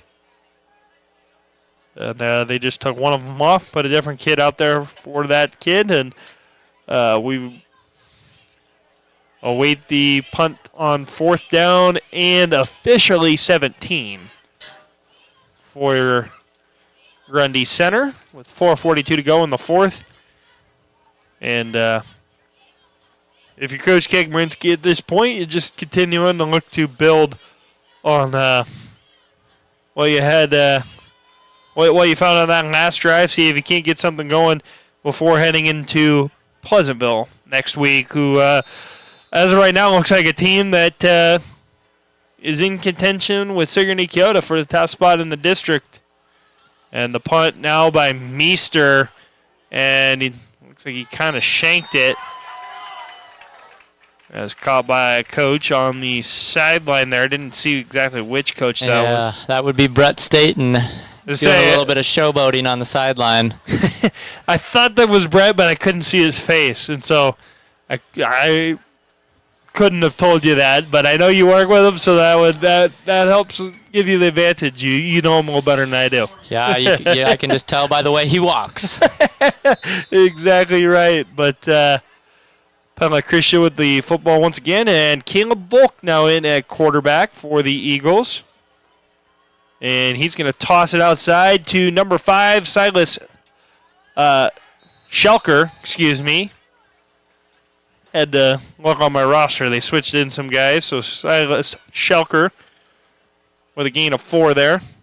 Yeah, and good to get some of these guys some time. Obviously, you'd love to be on the other end of it where you're getting guys time because you're up by a large margin. But either way, good opportunity for these young guys to play. Yep, and the handoff this time going to go to number 21, Landon Nunakoven. He will get what appears to be first down yardage out to the 30. It will be first down yardage.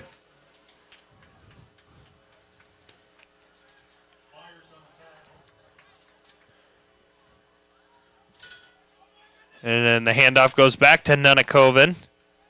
They'll gain about 3 yards across the 30 to the 28. They get 2nd and 8 with 3:38 to go in the fourth quarter. Again, the Eagles trailing 40-7 against Grundy Center. And Volk, he will hand to Schelker, moving to the left side now. Schelker is looking for room, and he has nowhere to go as he's brought down at the 29. Loss of a half yard there. Sorry, I take that back. I had the wrong number there. They switched it up on me. It was Jude Lubbers with the run there. Okay. Number 2, Jude Lubbers. Yeah, they flipped the kids on me. And Volk going to throw it out to Schelker, and the pass goes through his fingers. Falls incomplete at the 29. And honestly, at this point, if you're the Eagles, let's why not throw Camden Parker out there, see if we can kick the field goal from here.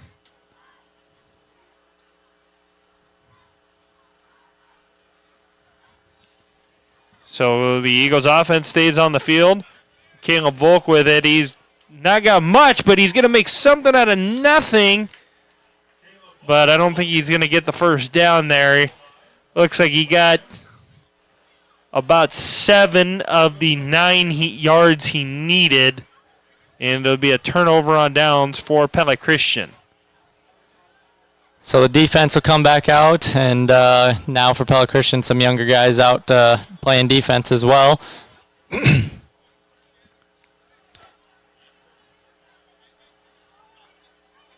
So Grundy Center with the football once again. 2:44 to go in the fourth quarter. What very likely could be the last drive of the game here, depending on how quickly clock moves and the duration of Grundy Center holding it. But it's going to be Ethan Meester again in the backfield. He's going to turn and hand off to number 24, Hayden Geerdes, who will get 3. He gets 2nd and 7. Under 2.5 to go now in the fourth quarter. For Pella Christian, you hope you see Grant Kelderman getting kind of taped up on the sideline, but you hope that they're able to get through this game mostly healthy so that he can go into district play at full strength, or close to full strength. So Meester with 3 receivers right, 1 to the left. He's going to turn and hand to Geerdes again, who will be brought down right at the line of scrimmage. So it remains 3rd and 7.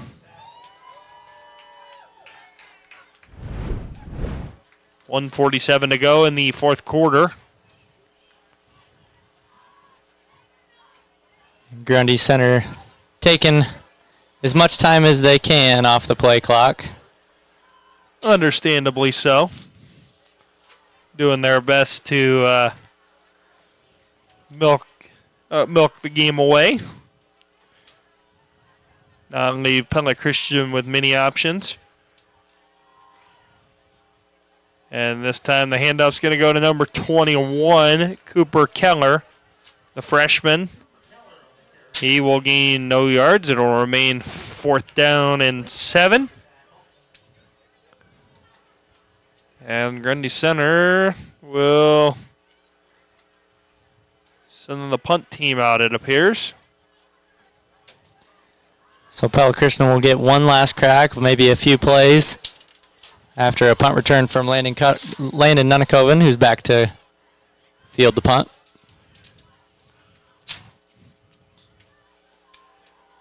Looks like Ethan Meester is back to do the punting. Meester did not have a great first punt, but again, Grundy Center did not have enough guys on the field, and they will take a delay of game as they were out of timeouts.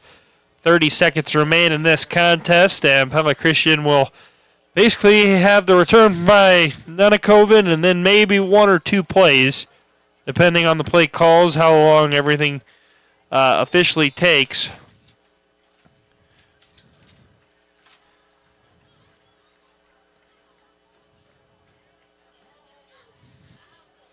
And Meester will get this punt away. Nunnekoven will catch it just across midfield to get it across the 40, out to the 30, knocked out of bounds inside the 30. Nice little return from Landon Nunnekoven. The Eagles can maybe get some points on the board here late. Yeah, nice job by Landon. He was kind of able to catch that one on the run, work his way up the left side, get Pella Christian into some favorable field position. Pella Christian still does have 3 timeouts. I'd be interested to see if they give Camden Parker some exercise here with a potential field goal opportunity. Quite possibly. You could see that.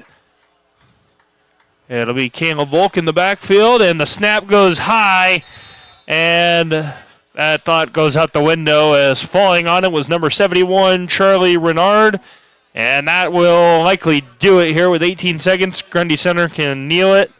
And that will be the ball game in favor of the Spartans of Grundy Center, who will be victorious tonight, 40-7 over Pella Christian. Yeah, and those last couple snaps that Caleb Volk had coming his way, they weren't terrible snaps necessarily, but Caleb struggled to get them under control, and that time did not bounce favorably.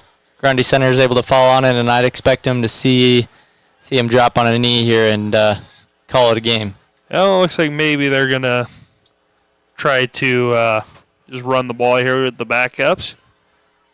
And never mind, it'll be Meester out of not your traditional kind of kneel format, but regardless, Grundy Center takes a knee, and this one's over. Grundy Center 40, Pella Christian 7, and the Eagles fall to 0-3 in non-district action, ahead of next week's district opener against Pleasantville. And, I have not been able to find the score yet, but that is where things currently stand for Pella Christian. We'll take a break.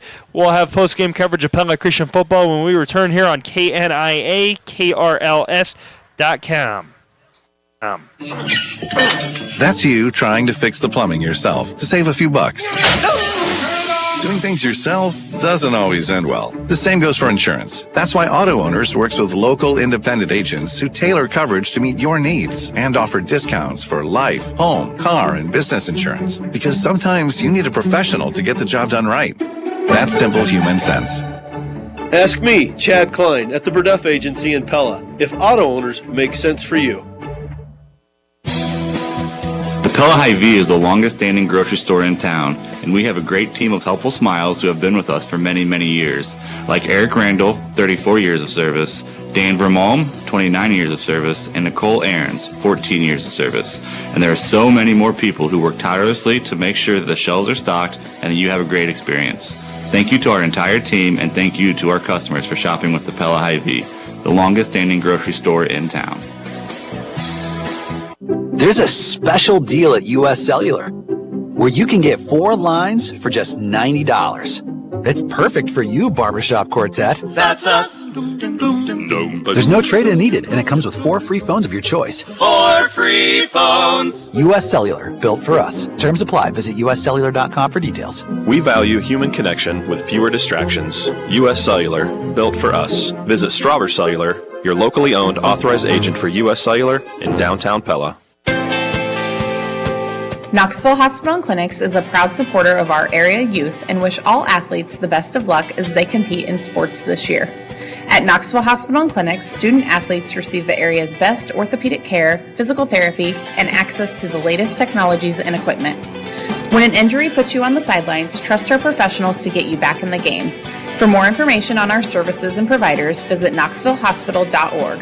Good luck to all area athletes.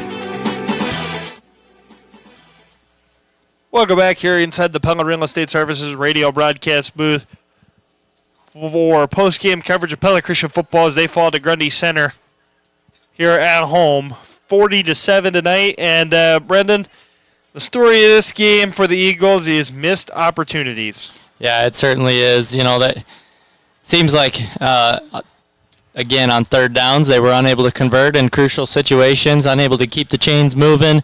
Grundy Center was able to get their defense off the field when they needed to, and when they got their offense back on the field, just a completely balanced attack from Grundy Center. A great job orchestrating the offense from Jurlovsky, if I said his name correctly. You took it down, and now I can't remember. Like I said, I have the unfair advantage. Yeah, you do. But either way, just an all-around balanced attack from Grundy Center offensively, and they complemented each other with great offense, great defense, and were able to get the job done. Yeah, that they are. We'll look at our final stats here in a moment. We're going to take a break. We'll be right back with more post-game coverage after Pella Christian falls 40-7 to Grundy Center here on KNIA-KRLS.com. Fall is right around the corner, and at Knoxville Farm and Home, they've got everything you need to gear up for the cooler weather. Whether you're working hard or just enjoying the season, stay warm and stylish with Carhartt gear, gloves, boots, hats, they've got it all. Plus, don't miss out on their selection of jeans, long-sleeve shirts, and warm sweatshirts. Head over to Knoxville Farm and Home, located at 1502 South Lincoln Street. Get ready for fall and gear up with the best. Knoxville Farm and Home, what a farm store should be. Your business is everything to you, and it deserves the best internet, phone, and TV available. Whether you're a crew of 2 or have multiple locations and hundreds of employees, Pella Fiber is ready to set you up with the best connections in Pella. Their all-fiber network is built on industry-leading technology, and since fiber optic cable doesn't break down over time, you're far less likely to have your service impacted. Plus, upload speeds are as fast as the download, so you'll never lag in a video call again. Visit PellaFiber.com to learn more and get your business signed up today. Van Gorp Edwards Insurance is an independent agency representing many of the top insurance companies. They offer insurance coverage on home and auto, business and manufacturing, farm, agribusiness, and crop insurance, as well as personal health, life, and long-term care. With this kind of flexibility, they'll provide you with the best insurance package to build the best option risk portfolio to meet your needs. Switching insurance companies isn't as hard as you think. Call Van Gorp Edwards Insurance today to find out how easy it really is. Pella Regional Health Center is hiring registered nurses to join the region's preferred family birthing center team. We have opportunities for full-time positions on days, nights, or weekend package. We offer competitive wages, great benefits, and a $10,000 sign-on bonus. Join the fantastic team in the growing obstetric unit and be part of something different, providing healthcare and healing services with Christian compassion. Apply online at pellahealth.org/careers. Welcome back here inside the Pella Real Estate Services radio broadcast booth on KNIA-KRLS.com. And again, Pella Christian falls to Grundy Center 40-7 as we take a look at tonight's final stats presented by the Verduft Agency. And we start with the team stats. Pella Christian in the first down category with Grundy Center not all that far off. Grundy Center 15 first downs tonight. Pella Christian with 13. Pella Christian with 178 yards rushing on 34 carries. Grundy Center had 201 yards rushing on 34 carries. The difference was the passing game for starters there. Grundy Center 182 yards passing on 11 of 15 completion to attempts, and then 1 interception for Grundy Center. For Pella Christian, it was 81 yards on 8 of 17 passing the football, 1 interception for the Eagles there. In total, Grundy Center, 49 plays, 383 yards of offense. Pella Christian, 51 plays, 259 yards of offense in this one. Pete Lebo led the way for Grundy Center, 14 rushes, 143 yards on the ground. Judd Jarofsky had 173 of Grundy Center's 182 passing yards tonight. Garrett Wheeler had 77 of Pella Christian's 81 passing yards on the night as well in this one. Caleb Volk with 4 yards passing there.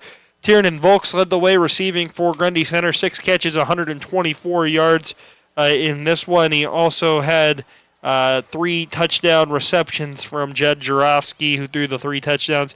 Judd Jarofsky also had an interception on the defensive end. Camden Parker had an interception for Pella Christian, while also leading the Eagles in receiving with 3 catches for 31 yards.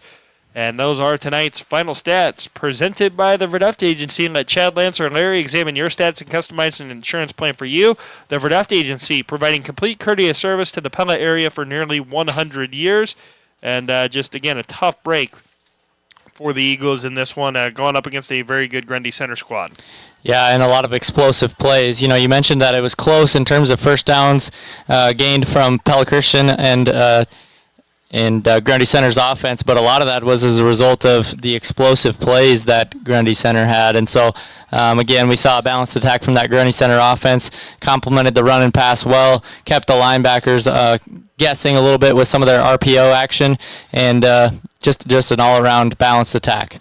Yeah, that it was. We're going to go ahead and I'm going to give Coach Foudy a chance to just talk about the volleyball team a little bit more, too, because we kind of got cut off in halftime festivities, really kind of the end of them just kind of snuck up. I wanted to come back and talk a little bit more about them real quick, too, because I feel like we've talked enough about what happened here tonight on the football field. I wanted to just give a chance while we're waiting for Coach Kakmarinsky to make his way up.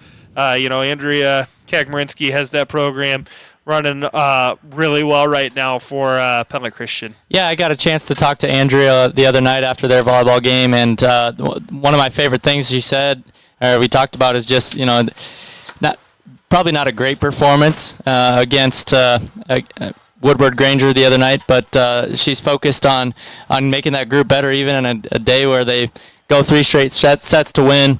A lot of youth on that volleyball team. It's kind of fun to watch. Bryn Runner's doing a nice job setting for them. Fun to see Rachel Kakmarinsky at middle blocker, and obviously a lot of experience as well around that lineup. So excited to watch the volleyball team continue to get better as the season progresses. Absolutely. We're going to go ahead and take one final break here on postgame coverage of Pella Christian football. When we return, we will wrap up with our conversation with Rich Kakmarinsky, head coach of the Eagles, here on KNIA-KRLS.com.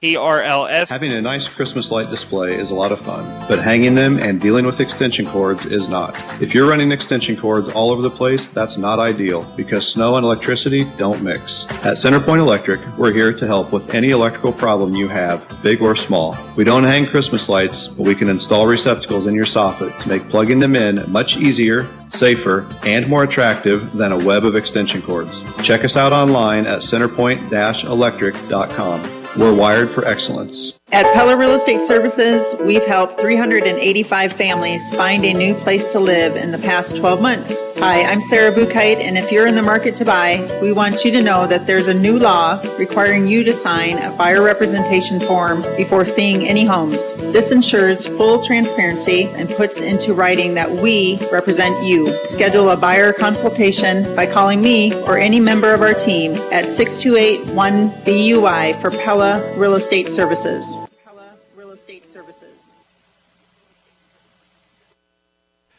Back here on post-game coverage of Pella Christian High School football on KNIA-KRLS.com. With our continuing coverage of Iowa High School athletics, we're joined now by head coach of the Pella Christian football team, Rich Kakmarinsky, following their loss to Grundy Center 40-7 here to wrap up non-district play. And Coach Kakmarinsky, we talked about it a little bit off the air here in the commercial break, but just looking at this game tonight, 40-7, you look at that score, and it might be kind of demoralizing, but a lot of really good things to take away from this game for the Eagles tonight. Yeah, I agree. I don't think the score is necessarily indicative of the game. I thought we did a lot of awful nice things. We were actually moving the ball pretty well in the first half. I thought we just couldn't punctuate with a score, and that was unfortunate. I think I put our defense on the field too many times in the first half. And that, Grundy Center's got a nice offense. So I thought we definitely were improved from a week ago against PCM. So that was encouraging. Obviously, just had some key mistakes. It seemed like at wrong times, that killed drives for us offensively. And then we gave a couple of big plays offensively, defensively. We gave a couple of big plays that kind of obviously uncharacteristic of us. But at halftime, I guess I honestly didn't think the game was out of reach. But we did not come out and get things done in the second half the way we needed to. And you touched on just the way that you guys started out this game. I mean, Grundy Center comes out and they have a really time-consuming drive in that first one. Yeah, almost 7 minutes. Yeah, a 6.5-minute drive there to open the game. And, that's tough on a defense when they're out there battling right off the bat for 6.5 minutes and your offense is sitting there like, we want to get on the field and try to get things going. And unfortunately, they weren't able to get on the scoreboard, but they kind of started to move the ball there. Do you feel like that fourth down on that first drive for your offense was kind of a turning point in this one where, they just had that long-consuming defensive drive and then, come out and just couldn't quite get that fourth down and they get the ball back? And Yeah, that was a key play in the game. I thought the key play in the game, honestly, was the phantom DPI on Camden. I thought that we had him stopped, and I thought so. I thought again we missed an opportunity there to get a stop and get the ball back in good field position. Yeah, that was a tough play there. But just kind of looking, again at the defense tonight. I know we talked about some of the growth offensively tonight. Defensively, just some plays that, like you mentioned, were uncharacteristic for this team. How do you go about kind of making sure that those are done now in non-district play so they don't carry over into district play where the Eagles kind of get to wipe the slate clean, right? Because district play is where the games truly count towards the postseason. Absolutely. We kind of had a murderer's row here in terms of non-district schedule. But I feel like the kids have worked really hard this past week. I think we gained a lot of ground. I think we're ready for district play. To your point, I got to look at the film and figure out how we got to tighten up some of those big plays on defense, but we will. We got good kids on this team, and they're working hard. So we're gonna have a breakthrough. I feel like I thought we had a breakthrough this week, and just how even that first drive defensively, they had some first down conversions that were kind of by the hair of their chin. And if we could have got the ball back there, got our offense on the field. So that's a good 1A football team, returning state champs in Grundy Center, and really I thought we played them toe to toe for much of the first half. So I think that's very encouraging to me. And again, we're talking to head coach of the Pella Christian football team, Rich Kagmerinsky, here, powered by Hy-Vee, following the Eagles' loss to Grundy Center on Friday night. And, one thing that I just kind of reflected on as you were kind of talking about that it just kind of took me back to last season when we were talking after this game. It was a game that was rather frustrating. I remember talking to you by the buses, and you just are like, man, we did not play our brand of football. And obviously the loss is not what you want the brand to be for Pella Christian football. But tonight, it's kind of refreshing to hear you come away from this game and you're like, even though we didn't win, I feel confident in the direction we're going versus where we were at this time last year when we fell to Grundy Center. When you look at those two games, what's kind of your feeling and the difference now looking back a year later against this same opponent? Honestly, I thought we did. Yeah, I mean, it's hard to compare year over year, but really I thought we handled ourselves pretty well tonight. Again, gave up a couple big plays on defense in the first half, and offensively we just couldn't punctuate, get those conversion downs like we need to. So we need to go back to the drawing board offensively and look at what we can do in those short yardage situations. Brecken Richard is feeling much better. He took some snaps this past week. I'm hoping he'll be full go for us next year. I just want to again honor Garrett Wheeler. I think he's done yeoman's duty. He's basically practiced 2 full weeks at quarterback after playing offensive line. So I'm really proud of him, and so I think. But I'm encouraged. We have hopefully Brecken coming back online, and we're relatively healthy. We do have Elias Keegan with the broken leg, but other than that, we're relatively healthy going into district play. So I think we got a lot of pluses that we can continue to maximize. Absolutely right. You mentioned district play, and it's an opponent that you guys are fairly familiar with here in Week 1 with Pleasantville coming, or with you guys going over to Pleasantville. You'll be taking on a coach that we talked about last year. We did the feature about you guys and coaching at Central together with Mac Jorth over there with the Trojans, and then Tyler Bathke and Taylor Phipps was on the staff last year. But this year, kind of a different story, right? They've got the home field advantage. They've got something to prove here. They've got a shot. They feel like they've got a team that is very capable of winning this district. Going over there, how do you make sure you start off district play on the right side of things and don't end up falling to the Trojans on Friday night next week? Well, I think we did a much better job tonight. Again, particularly on that first drive, we didn't give any big plays. We didn't turn the ball over offensively. So we're playing smarter football. We still need to clean up some things in the kicking game. And we got to block better on the offensive line, which we're growing there. And again, having Brecken back. So there's just, honestly, we just go back to work and have another week of practice like we did this past week, and I think we'll be fine. I believe so, too. Coach Kekmerinsky, appreciate your time as always. Looking forward to talking with you this upcoming week as we get a little bit closer to that Pleasantville game and kind of figuring out how the week of practice went for you guys and what's got you confident going into next Friday. But always appreciate getting to have a conversation with you about Pella Christian football. Thanks for the coverage. Absolutely. That was Rich Kekmerinsky, head coach of the Pella Christian football team, powered by Hy-Vee.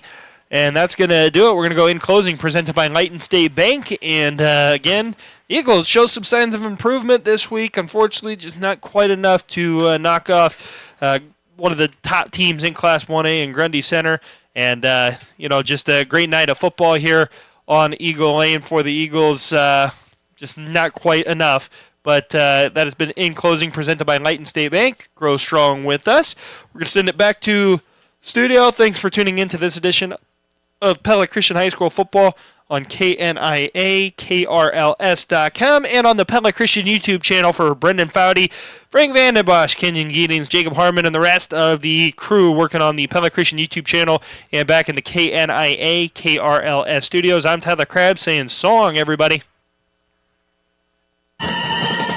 Thanks for tuning in to this exclusive presentation of live area football coverage on KNIA KRLS and streaming live at KNIA-KRLS.com and on the free KNIA KRLS app. Make sure to tune in next week for the Jeremy Dingham and Concrete Football Friday Night Radio Preview Show from 4:30 to 6:30, leading up to live play-by-play of our area teams. Now stay tuned for the Football Friday Night Radio Scoreboard Show, the one to count on for today's local sports coverage, KNIA and KRLS.